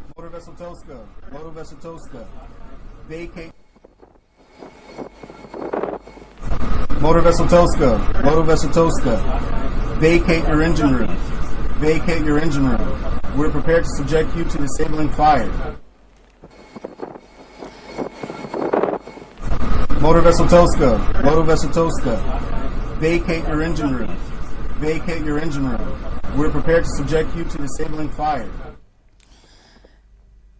तो कहानी यह है कि ईरान की शिप यहां से गुजर रही थी, जिसे अमेरिकी नेवी ने रोका और कहा कि आप अपना इंजन खाली कर दें, और उसके बाद फिर वहां पर इंजन पर उन्होंने फायर किया। और इस वक्त ये ईरानी शिप अमेरिका के कब्जे में है, ये इस वक्त की हकीकत है। इस बीच अमेरिकी सेंट्रल कमांड ने एक ईरानी जहाज का वीडियो और शेयर किया। ये वीडियो जो है ये बात का है, सेंटकॉम वीडियो है जो इस वक्त आप देख रहे हैं। ईरानी शिप पर अमेरिका के मरीन्स ने कब्जा किया, और जिस वक्त मरीन्स ईरानी जहाज पर अटैक कर हेलीकॉप्टर से उतरे, ये उस वक्त का वीडियो है। ईरानी कमर्शियल शिप और यूएस मरीन्स के बीच में 6 घंटे तक समंदर में स्टैंड ऑफ सिचुएशन रही, और आखिरकार अमेरिकी फौज ने शिप को अपने कंट्रोल में ले लिया है। इसकी भी तस्वीर आपके सामने रख रहे हैं।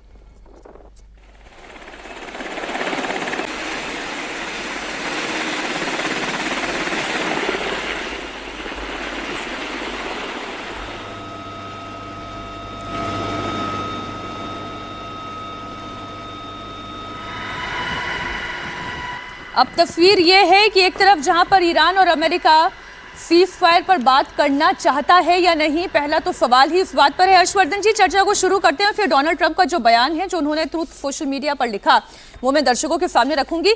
असल बात तो ये है कि ना कोई सीज फायर है, ना कोई शांति है, ना कोई युद्ध विराम हुआ, ना ईरान झुका है, और अमेरिका अब और ज्यादा बलशाली दिखाई दे रहा है क्योंकि उसने ईरान की शिप को अपने कब्जे में ले लिया। वो अलग बात है कि चाइना की शिप को वो रोक नहीं पाया। हर्षवर्धन जी, नहीं, मुझे लगता है कि बड़ी स्पष्टता है इसमें, और मेरा मतलब जिसको कहते हैं ना कि अब और ज़्यादा भरोसा ये पक्का हो रहा है कि इस्लामाबाद टॉक सिर्फ और सिर्फ धुंध है, कवर है, पर्दा है। असली जो बातचीत है वो ट्रंप और ईरानियन लीडरशिप के बीच में हो रही है। अगर इसको यूं भी देखें तो युद्ध विराम तो हो गया ना, लड़ाई झगड़ा तो बंद है, कहीं हो नहीं रहा है। वो बीच बीच में दोनों अपना थोड़ा फायरिंग वायरिंग करते रहे, दोनों अपना अपना कर रहे, इधर से ये कहता है उधर से वो कहता है। अभी ईरानी जो गनबोट्स थी उन्होंने उस पर भारतीय जहाज पर भी हमला कर दिया था, जिसके बाद उनके जो यहाँ पर प्रतिनिधि हैं उनको जाकर वहाँ माफ़ी मांगनी पड़ी।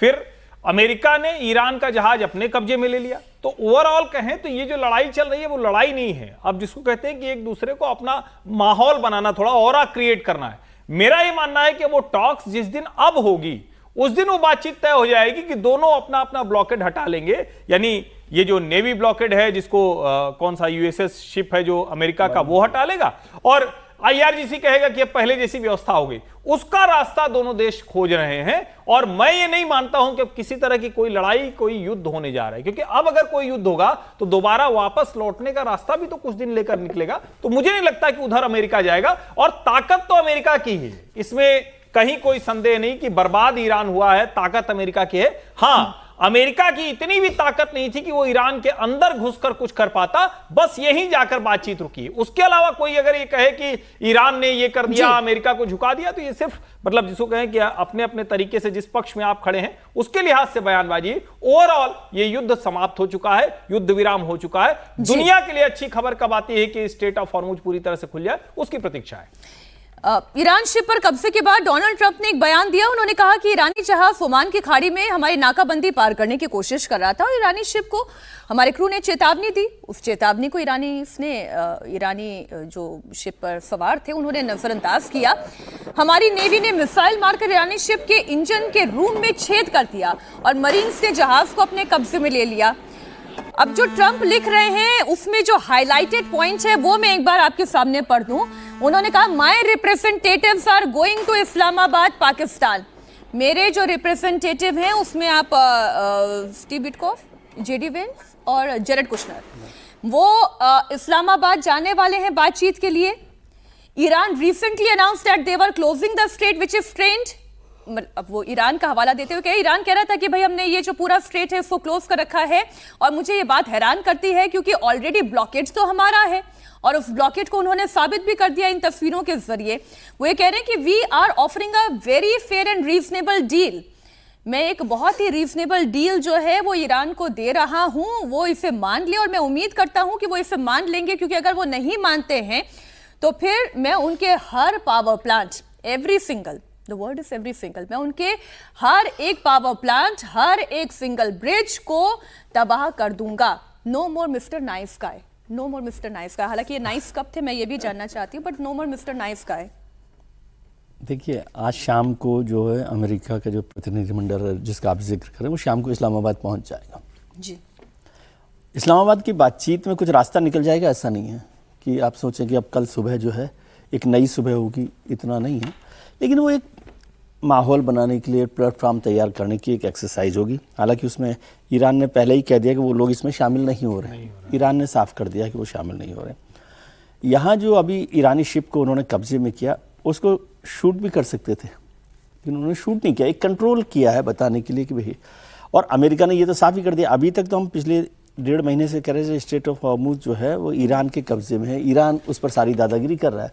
वहाँ उन्होंने ब्लॉकेड कर दिया और ईरानी शिप को ही अपने कब्जे में ले लिया। तो उन्होंने ये बताने की कोशिश की उनकी ताकत है, और पूरी जो माहौल है वो उनके कमांड में है जी लगातार। और ट्रंप साहब बार बार ये माहौल बनाकर ये कोशिश कर रहे हैं। मैं इस बात से सहमत हूँ कि अभी युद्ध चल नहीं रहा, बिल्कुल, लेकिन ट्रंप साहब पे भरोसा करना बहुत मुश्किल काम है। वो रुका हुआ हाँ, वो रुका हुआ फैसला कब बदल जाए, कब चल जाए, ये हो सकता है कि आज रात को कोई, कल जो बातचीत होगी इस्लामाबाद में उसका क्या होता है, ईरान कैसे रिएक्ट करता है, ये सब बातें हैं।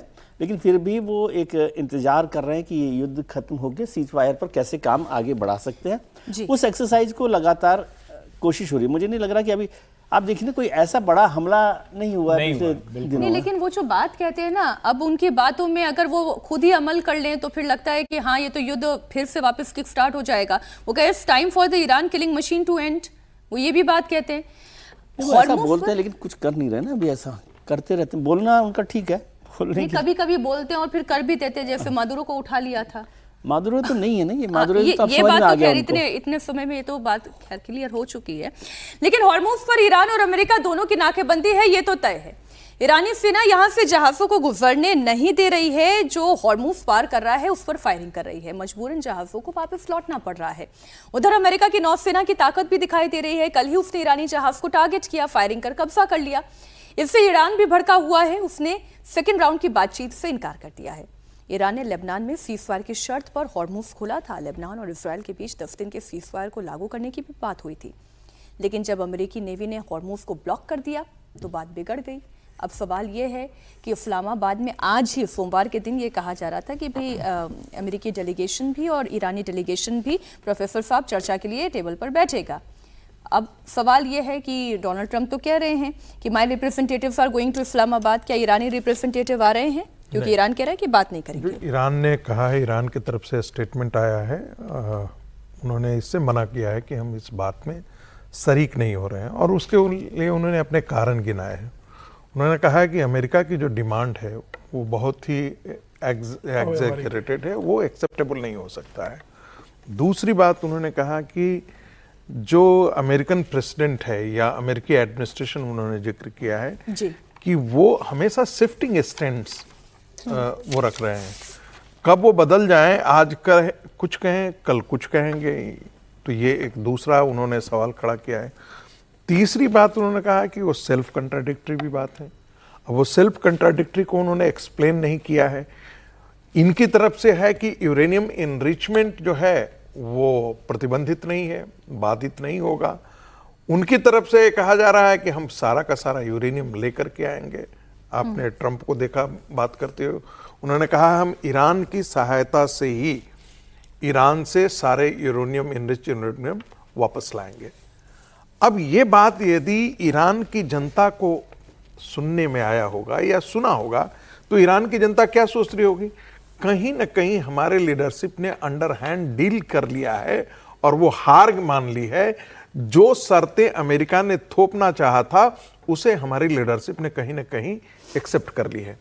अब इसकी प्रतिक्रिया किस पर होगी? इसकी प्रतिक्रिया आईआरजीसी की तरफ से आएगी, क्योंकि आईआरजीसी डायरेक्टली इस टॉक में कहीं भी इन्वॉल्व नहीं है।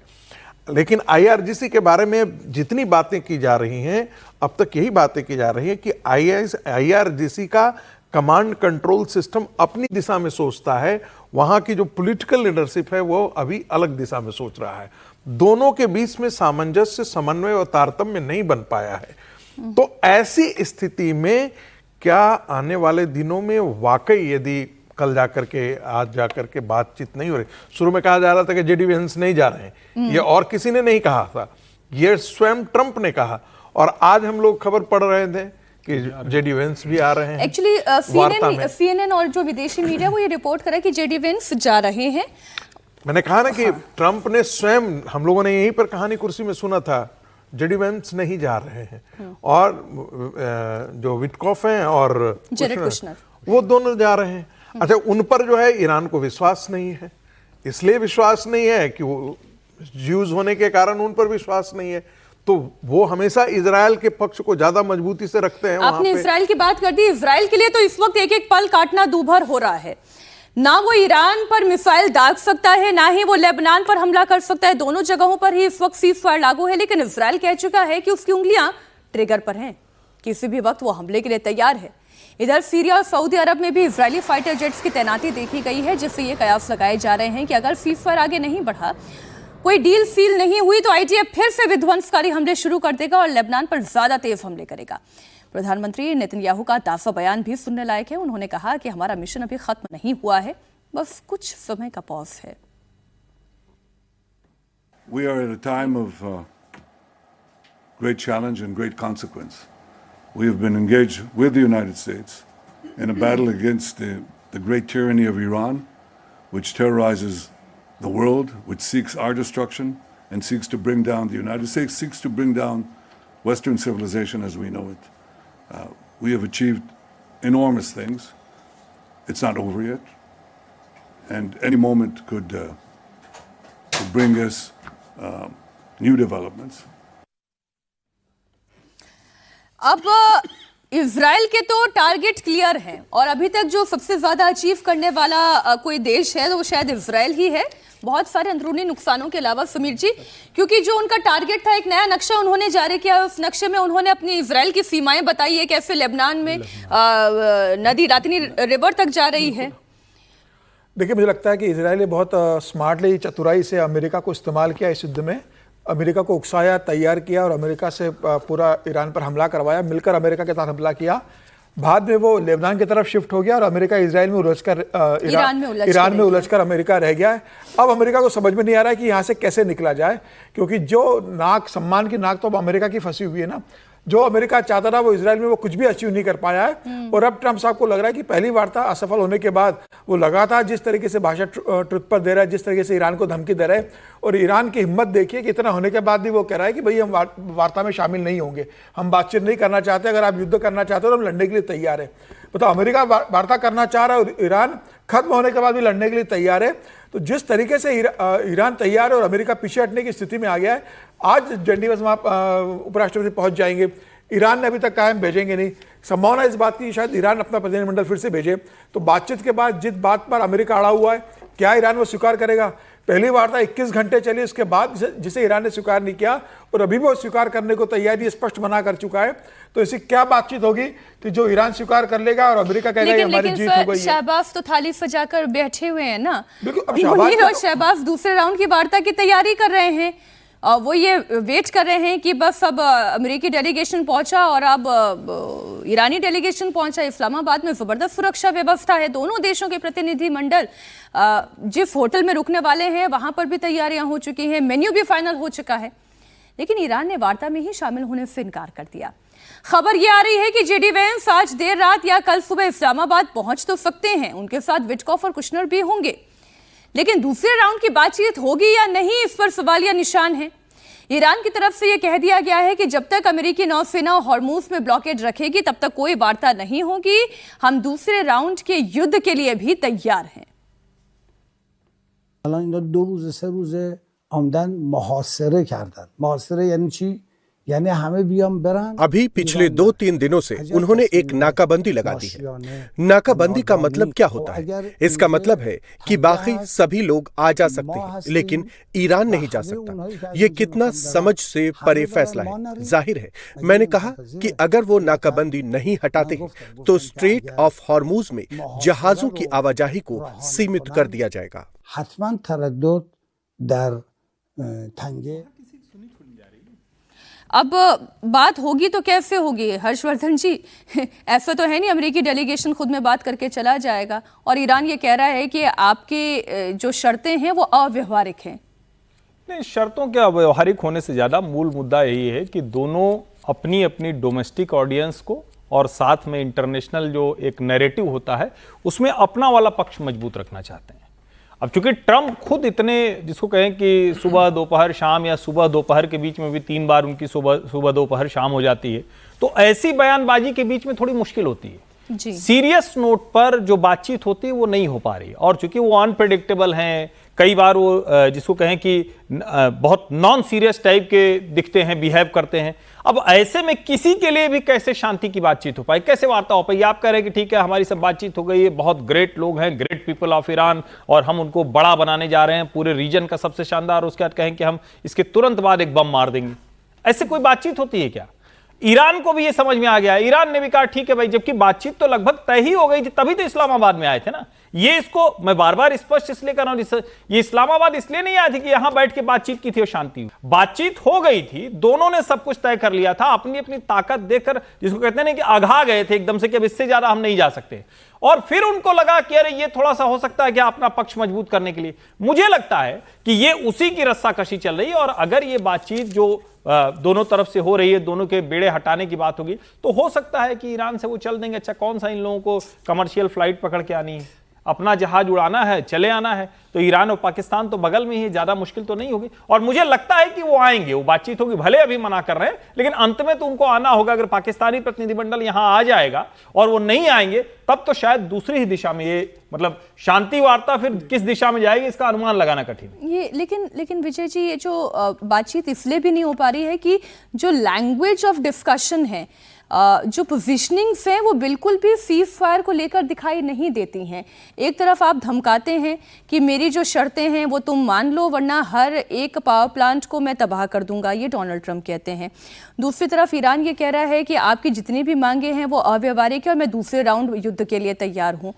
तो ये जो पोजिशनिंग है, इस तरीके की बातचीत की भाषा में कोई भी सीज फायर कैसे हो सकता है? भरोसे की कमी तो दोनों देशों में है।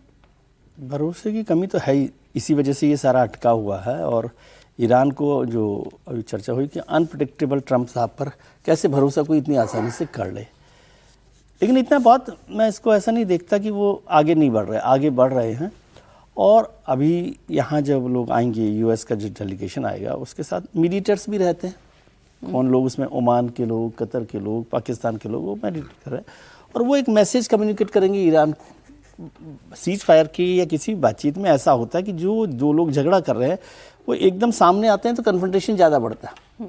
तो इसलिए बेहतर है कि कोई मीडिएटर आकर उस पर कोई बात करे, वो उस मैसेज को कम्युनिकेट करे। और हो सकता है उसके बाद ईरान का कोई डेलीगेशन यहाँ आ जाए, गलीबाफ आ जाए या और जो लोग हैं वो यहाँ आकर इस बात को आगे बढ़ाए। इसको आप इतना सीरियसली मत लीजिए कि उन्होंने कह दिया कि वो बम गिरा देंगे या वो कह रहे हैं नहीं आएंगे। मैं इसमें सर एक चीज ऐड कर सकती हूँ, लेकिन आईआरजीसी और वहाँ की सिविल गवर्नमेंट के बीच में भी जिस तरीके की एक रूपता नहीं दिखाई दे रही है, वो एक बड़ी टेंशन नहीं हो सकती कि यहाँ आप एक तरफ सिविल गवर्नमेंट एक नेगोशिएशन के लिए आगे बढ़ रही है, लेकिन आईआरजीसी खुद अपने ही नेता को, अब्बास अरागची को, किसी भी तरीके की भाषा का, शब्दावली का इस्तेमाल कर रहा है, उनको डिमीन कर रहा है। वो उसके काम में आता है कई बार बातचीत के कि भाई आप कहे देखिए हमारे ऊपर कितना प्रेशर है आईआरजीसी का, आप इसको दूसरे तरीके से समझिए। इतना सीधा सीधा नहीं होता, ये काम में आता है बातचीत में कि भाई वो कहें, आप समझिए कि कैसे हम कर लेंगे। आईआरजीसी वहाँ पर है, आईआरजीसी का कंट्रोल है, वो लोग मानेंगे नहीं, उनके लिए कोई रास्ता निकालिए, ये सारी बात कीजिए। अमेरिकी डेलीगेशन कहेगा देखो ट्रंप साहब कह रहे या तो ये कर लीजिए, नहीं तो हम पावर हाउस आपके ख़त्म कर देंगे, तो कुछ रास्ता निकालिए, ये सब बात कीजिए। फिर तीसरी तरह की बात, सीज फायर होने की अभी भी संभावना है। मुझे अभी ऐसा लगता है। कितना प्रतिशत? 100% तो ट्रंप साहब बता सकते हैं कितने प्रतिशत है, लेकिन आप खुद ही करें अनप्रेडिक्टेबल से मैं प्रतिशत कैसे हम एक्सपेक्ट करें? ट्रंप साहब की प्रेडिक्टिविटी। सुबह वाले जो आपके जो ज्योतिष जी हैं उनसे भविष्यवाणी करवा करके देंगे। नहीं, वो नहीं बता सकते, क्योंकि ज्योतिष जो है ग्रहों का मूवमेंट बताता है, और ग्रहों का मूवमेंट में कोई बहुत बड़ा वो बिल्कुल बदलाव भी जो होता है ना, वो पता होता है। नहीं तो अचानक कुछ नहीं हो रहा ना, मनुष्य में भी ग्रहों का अंतर आ जाता है ना। ट्रंप साहब किस ग्रह के साथ? ट्रंप साहब की कुंडली खोलनी पड़ेगी। प्लेनेट मूवमेंट तो एक नहीं, ट्रंप साहब भी अपने आप में एक ग्रह है। अच्छा, ये ना अपने जाएंगे ना दूसरा हम लोगों को जाने देंगे। तो जाना नहीं अमेरिका। प्रोफेसर साहब लगा रहे हैं वीजा, उनका भी कैंसिल हो, यही होगा। और अच्छा, एक खबर और दे दे दर्शकों को। पहले खबर ये आई थी कि जीडी वेंस इस्लामाबाद नहीं जाएंगे। अब अमेरिकी मीडिया के हवाले से खबर ये है कि वेंस कल सुबह या दोपहर तक इस्लामाबाद पहुंच जाएंगे। लेकिन ट्रंप का कुछ और ही दावा था। उन्होंने कहा था कि पाकिस्तान में सिक्योरिटी रीजंस की वजह से जीडी वेंस वहां पर नहीं जाएंगे, क्योंकि पाकिस्तान की सुरक्षा व्यवस्था पर उन्हें भरोसा नहीं है। ये वही ट्रंप है जो मुनीर और शहबाज की तारीफ करते करते नहीं थकते। अभी फिर आप कहेंगे ट्रंप वाकई में एक अलग प्लैनेट है। प्रोफेसर साहब, नहीं आप देखिए जरा सा, जहाँ वार्ता हो रही है उसके बाद ट्रंप और शहबाज तो कल हम लोगों ने वीडियो चलाया था कहानी कुर्सी के, जिसमें पाकिस्तानी ने कहा था, बड़ा अच्छा और शानदार व्याख्या थी कि ट्रंप को पहले मुनीर याद आते हैं, क्योंकि पता है कि वहां पर पाकिस्तान में प्रधानमंत्री पावरफुल नहीं है, जो कुछ भी है सब मुनीर साहब के हाथ में है। तो पहले उनको बोल लेते हैं, तब याद पड़ता है कि अच्छा वहां पर एक प्रधानमंत्री भी है, तो उसके बाद प्रधानमंत्री के बाद। वो रावलपिंडी के वीडियोस देख रहा था। रावलपिंडी में ये बैठक होने वाली है, इस्लामाबाद के करीब है, और वो आर्मी का, जो पाकिस्तान की आर्मी है उसका वो है हेडक्वार्टर है, मिलिट्री हेडक्वार्टर है, वहाँ ये मीटिंग हो रही है और वो पूरी तरह से एक तरह से सीज कर दिया गया, ब्लॉक कर दिया गया है वहाँ की, ब्लॉक कर दिया गया है। और कल एक रिहर्सल हुआ था, तो मैं देख रहा हूँ 150 गाड़ियों का एक दस्ता पूरा वो उसमें। इसके अलावा फाइटर पायलट्स जो है वो आसमान में मैन्यूवर करते रहेंगे, एस्कॉर्ट कर रहे हैं, हाँ, एस्कॉर्ट करने के लिए। तो ऐसी स्थिति में भी अमेरिका को इस बात का भरोसा नहीं है कि जेडी वेंस जाएंगे तो सुरक्षित लौट करके अमेरिका आ पाएंगे। लेकिन इस वक्त वो धमकी वाले मोड में ही हैं। ट्रंप एक बार फिर कह रहे हैं कि ईरान को धमकी देते हुए उन्होंने कहा है कि अगर ईरान ने बात नहीं मानी, अगर रीजनेबल डील नहीं की तो हम उनके ऊपर बड़ा हमला कर देंगे। ट्रंप ने कहा कि वो ईरान के सभी पावर प्लांट और ब्रिज को तबाह कर देंगे। ट्रंप ने ऐलान किया कि आज अमेरिकी डेलीगेशन पाकिस्तान पहुंच जाएगा और ईरान के साथ दूसरे दौर की बातचीत भी होगी। अगर वाकई में ट्रंप के दावों में सच्चाई है कि अमेरिकी डेलीगेशन पहुंच रहा है और ईरान के डेलीगेशन के साथ उनकी बातचीत भी होगी, तो फिर बात कहीं वैसे ही ना अटक जाए जैसे पिछली बार 21 घंटे की बातचीत के बाद अटक गई थी। ईरान अगर उनकी शर्तों को मानता है तो ठीक, लेकिन अगर शर्त नहीं मानता है तो फिर अंजाम भुगतना पड़ेगा। ट्रंप ने यह भी कहा कि स्ट्रेट ऑफ हॉर्मुज बंद करके ईरान ने अच्छा काम नहीं किया। ईरान ने हॉर्मुज में जहाजों पर फायरिंग करके सीज फायर तोड़ा है। जो पोस्ट है वो भी हमने आपके सामने रख दी और इससे जुड़ी हुई 2 बातें। उन्होंने ईरान के जहाज पर तो हर्षवर्धन जी कब्जा जमा लिया, लेकिन उसी रूट से निकलने वाले चीन के जहाज को वो क्यों नहीं रोक पाए? अगर वाकई में इतनी ताकत है, वहां पर आपके बायलैटरल रिलेशनशिप आ जाते हैं। नहीं, मुझे लगता है बायलैटरल रिलेशनशिप से ज्यादा जब यूएस नेवी ने, यूएस सेंट्रल कमांड ने यह ऐलान किया था तो बड़ा क्लियर कट नेवी ब्लॉकेट था।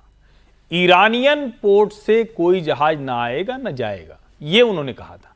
और वो जो चीन का जहाज गया वो ईरानियन पोर्ट से नहीं गया, ऐसा बताया गया। नंबर 1। नंबर 2, ये चीन और अमेरिका आमने सामने कभी कोई लड़ाई लड़ते हैं क्या?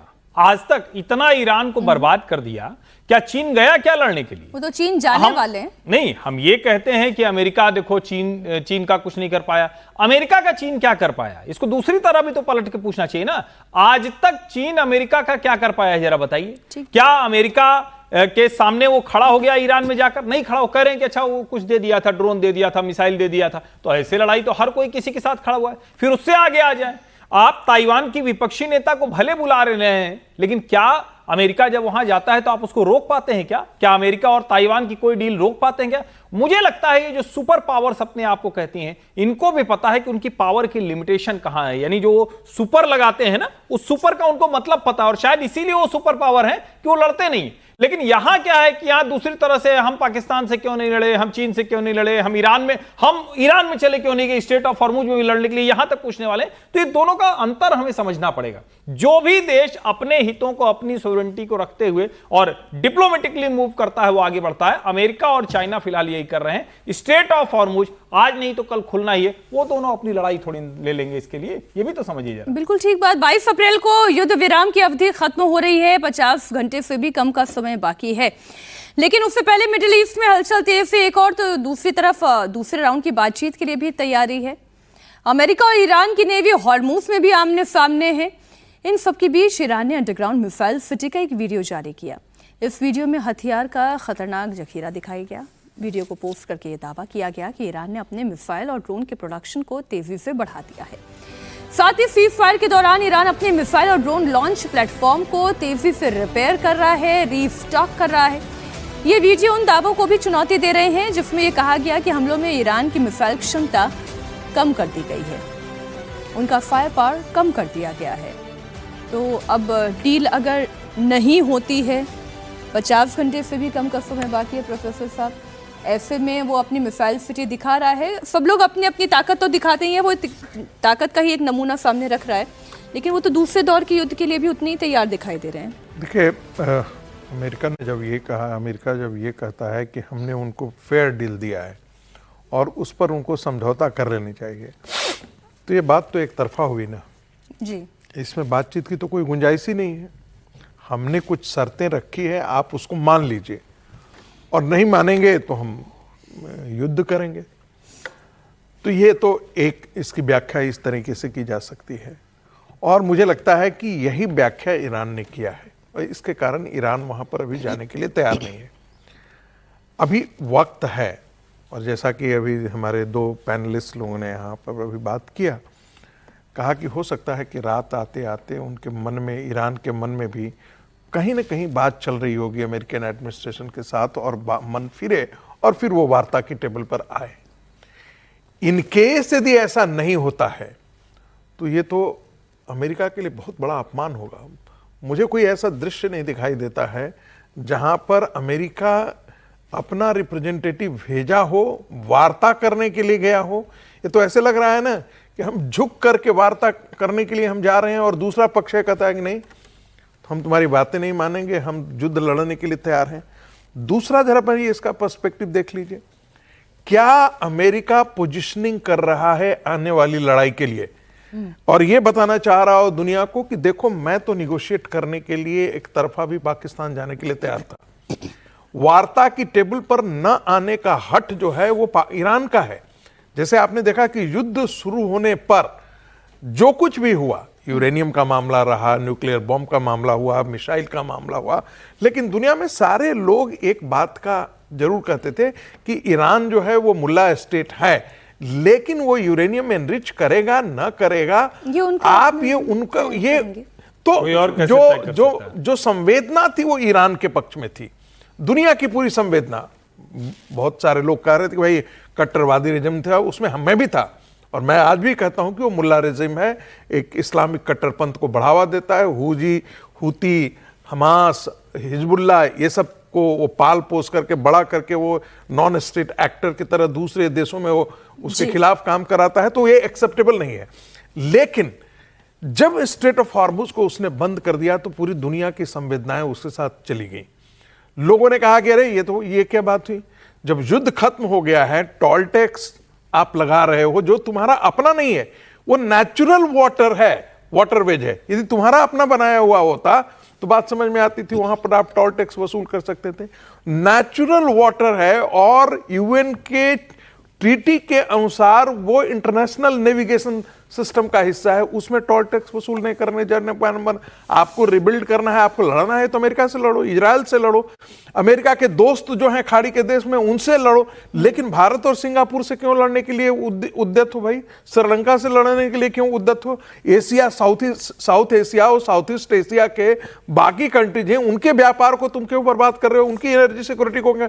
ऐसी स्थिति में जो दुनिया का मानस है वो ईरान के खिलाफ जाएगा यदि वो वार्ता की टेबल पर नहीं आया। मुझे लगता है कि अमेरिका इस दिशा में भी सोच रहा होगा कि यदि हम दोबारा युद्ध शुरू करते हैं तो दोष फिर देने के लिए हम पर नहीं होगा। कई बार ऐसा लगता है सर कि सिविल गवर्नमेंट जो है वो तो कुछ नेगोशिएशन चाहती है, वो शांति और स्थिरता चाहती है, लेकिन IRGC ये बात नहीं चाह रही है। ईरानी जहाज पर अमेरिका के कब्जे से मुस्तफा की फौज गुस्से में है और यही वजह है कि ईरान ने अमेरिकी वॉरशिप को निशाना बनाया। ईरान ने दावा किया है कि उसने अमेरिकी जहाज पर एक के बाद एक कई ड्रोन अटैक किए। ईरान का कहना यह है कि ताबड़तोड़ हमले से अमेरिकी वॉरशिप पीछे हटने पर मजबूर भी हुई।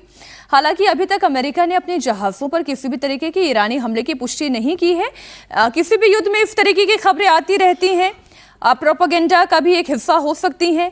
अब तबाही अगर हुई होती तो अमेरिका भी सामने क्यों रखता, लेकिन IRGC लग रहा है ये जंग खत्म नहीं होने देना चाहती है। समीर जी, नहीं, मुझे ऐसा नहीं लगता कि IRGC जंग को खत्म होने देना नहीं चाहता। IRGC यह नहीं चाहता कि जो ट्रम्प कह रहे हैं उनकी हर बात को मान लिया जाए, उनकी शर्त पे जंग खत्म, उनकी शर्तों पे सरेंडर करना वो नहीं चाहता। वो चाहता होगा कि शांति लौटे, लेकिन उनका भी तो एक स्वाभिमान है, आत्मसम्मान है, वो सब कुछ गिरवी रखकर। और जब शुरुआत में जब बातचीत पर जिस बात पर वो अमेरिका से तैयार नहीं थे वो बात नहीं मानी और इसी आधार पर अमेरिका और इजराइल ने हमला किया और ईरान को बर्बाद करता है। अब इतने बर्बाद होने के बाद अगर वो बातें मान लेंगे तो उन बातों को अगर मानना होता तो ईरान युद्ध के पहले ही मान लेता, तो युद्ध ही नहीं होता। अब ईरान कह रहा है कि स्टेज पर आके हम वो बात क्यों माने। और जिस तरीके से अमेरिका का डेलीगेशन अब पाकिस्तान पहुंच रहा है, ईरान का भी तक खबर है कि पहुंच ही रहा है। 99.9% मुझे लगता है कि ईरान का डेलीगेशन वहां पहुंचेगा। वो इतनी हिम्मत नहीं करेगा कि दुनिया में संदेश दे कि अमेरिका बातचीत के टेबल पर था और हम बातचीत के टेबल पर नहीं पहुंचे।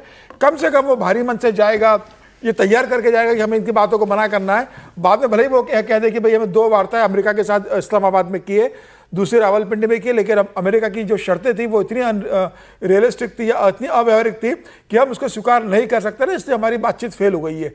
तो मुझे लग रहा है कि वो आएंगे, लेकिन ये तय है कि बातचीत फिर से नहीं चलेगी। अमेरिका पर ही हो पाए कम से कम, ये तो होगा ही, क्योंकि अभी तक आप देखिए ना, कहीं भी किसी की बातचीत में कोई नरमी नजर नहीं आ रही।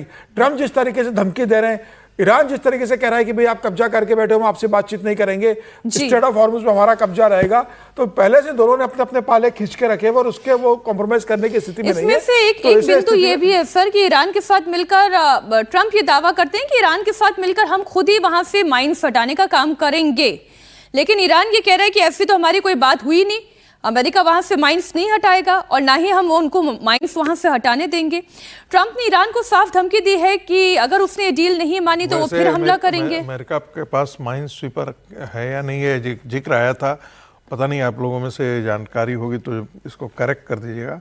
उनका एक बहुत पुराना एक माइन स्वीपर है जिसको उन्होंने आउटडेटेड घोषित कर दिया था, उसी को वो यूज करने की कोशिश कर रहे थे, जिस पर कि उसने रोक लगा दी और रोक लगाई। और इस पे मुझे याद है कि ब्रिटेन की सहायता वो लेना चाहते थे, लेकिन ब्रिटेन ने भेजा नहीं। ब्रिटेन ने भेजा, लेकिन सबसे जो जिसको कहें कि आगे बढ़कर जिसने ऑफर किया था वो जापान था। जापान ने कहा था कि अगर ये युद्ध विराम कर लें तो हम अपने माइन स्वीपर शिप को भेजेंगे और वहां जितनी भी बारूदी जो भी जहां जहां बिछा रखा है वो सब हम हटा देंगे। लेकिन ये कब होगा? ये तो तब होगा ना जब IRGC और यूएस ने भी, असली कल्प्रिट ये दोनों हैं भी, और ये दो के दोनों एक दूसरे से लड़ रहे हैं, दोनों के एक जगह बेड़ा, अपना अपना बैरियर हटा लो भाई, सब ठीक हो जाएगा। मैं कह रहा हूं थोड़ा सा अहंकार को किनारे रखने की जरूरत है और दुनिया के देशों को बातचीत करनी चाहिए कि अब आप दोनों हट जाइए, अपने आप चीजें ठीक हो जाएगी, आप अपने देश में काम करिए अपने। लेकिन मुश्किल वही है कि अभी भी जो ट्रंप की नजर है वो तेल और तेल के ऊपर लगने वाले टोल पर है। तो ये तेल और तेल का टोल, ये दोनों की निगाह वही है। हो सकता है कल को ये दोनों कोई फार्मूला लेकर आए कि भाई ये एक होगा जिसमें हम दोनों बंटवारा कर लेंगे, क्योंकि दोनों ही उस पर, एक को जरूरत है ईरान को अपने रिकंस्ट्रक्शन के लिए और अमेरिका को जरूरत है अपने आप को सुपर पावर बनाए रखने के लिए।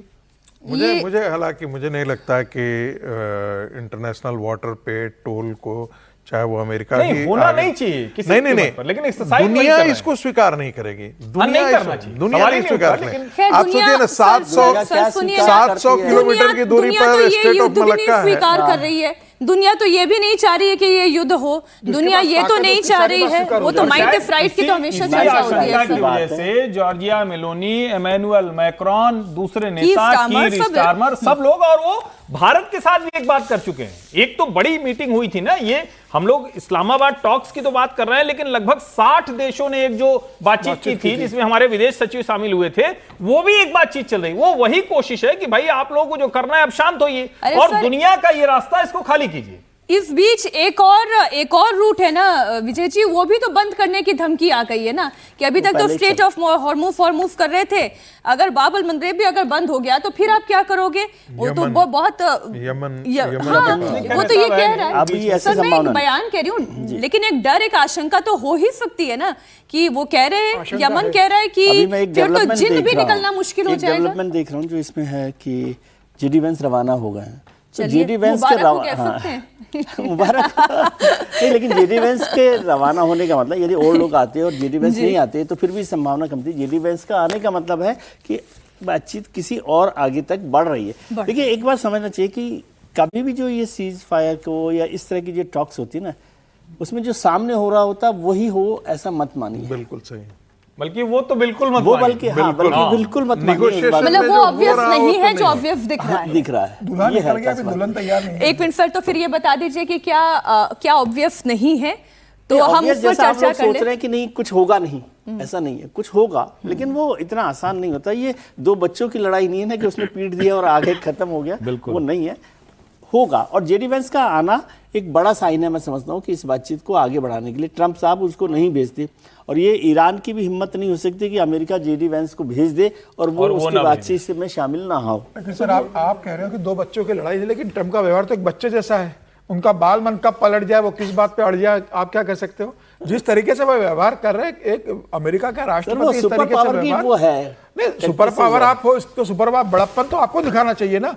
इस मामले में बातचीत तक आप शांत रहिए, बातचीत नहीं हो आपको एक अपडेट जो अभी विजय जी ने दी, उकसाने का काम कर रहे हो।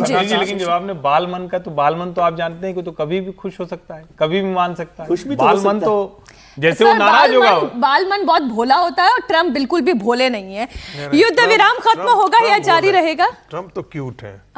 ये जानते हैं ये वीजा बोल रहा है। वही वो वीजा वाला चक्कर। युद्ध विराम खत्म होगा या जारी रहेगा, इसे लेकर तमाम अटकलें लगाई जा रही हैं, लेकिन इन सबके बीच इजराइल ने ईरान पर हमले की तैयारी तेज की है। ईरान को पूरी तरह से बर्बाद करने के मिशन में जुड़े नेतन्याहू एक बड़ी प्लानिंग कर रहे हैं। यही वजह है कि सीरिया और इराक में इजरायली फाइटर जेट देखे गए हैं। इससे कयास लगाए जा रहे हैं कि ईरान पर इजराइल कभी भी हमला कर सकता है। ये दो ही देश है जो शायद इस जंग को ख़त्म नहीं होने देना चाहता है जब तक कि पूरा तरह से सोल्यूशन नहीं निकल जाता। विजय जी गलत हूँ तो ठीक कर दीजिएगा। पहला तो इजराइल है और दूसरा सऊदी अरब है। बिल्कुल ठीक है, इजराइल तो उसमें 80% है ही। ये सारा जो झगड़ा चल रहा है और इजराइल की मंशा पूरी नहीं हुई। एक्चुअली जो इजराइल का गोल पोस्ट था वहाँ से अमेरिका थोड़ा सा डिविएट कर गया है। ट्रम्प साहब को तो अलग इंटरेस्ट है, उनका इंटरेस्ट उस तरह से ईरान के लिए नहीं है जैसा इजराइल के लिए। इजराइल तो चाहता है कि किसी भी तरह से ये खत्म हो जाए और सऊदी की भी वही मंशा है कि उस तरह से काम चलता रहे।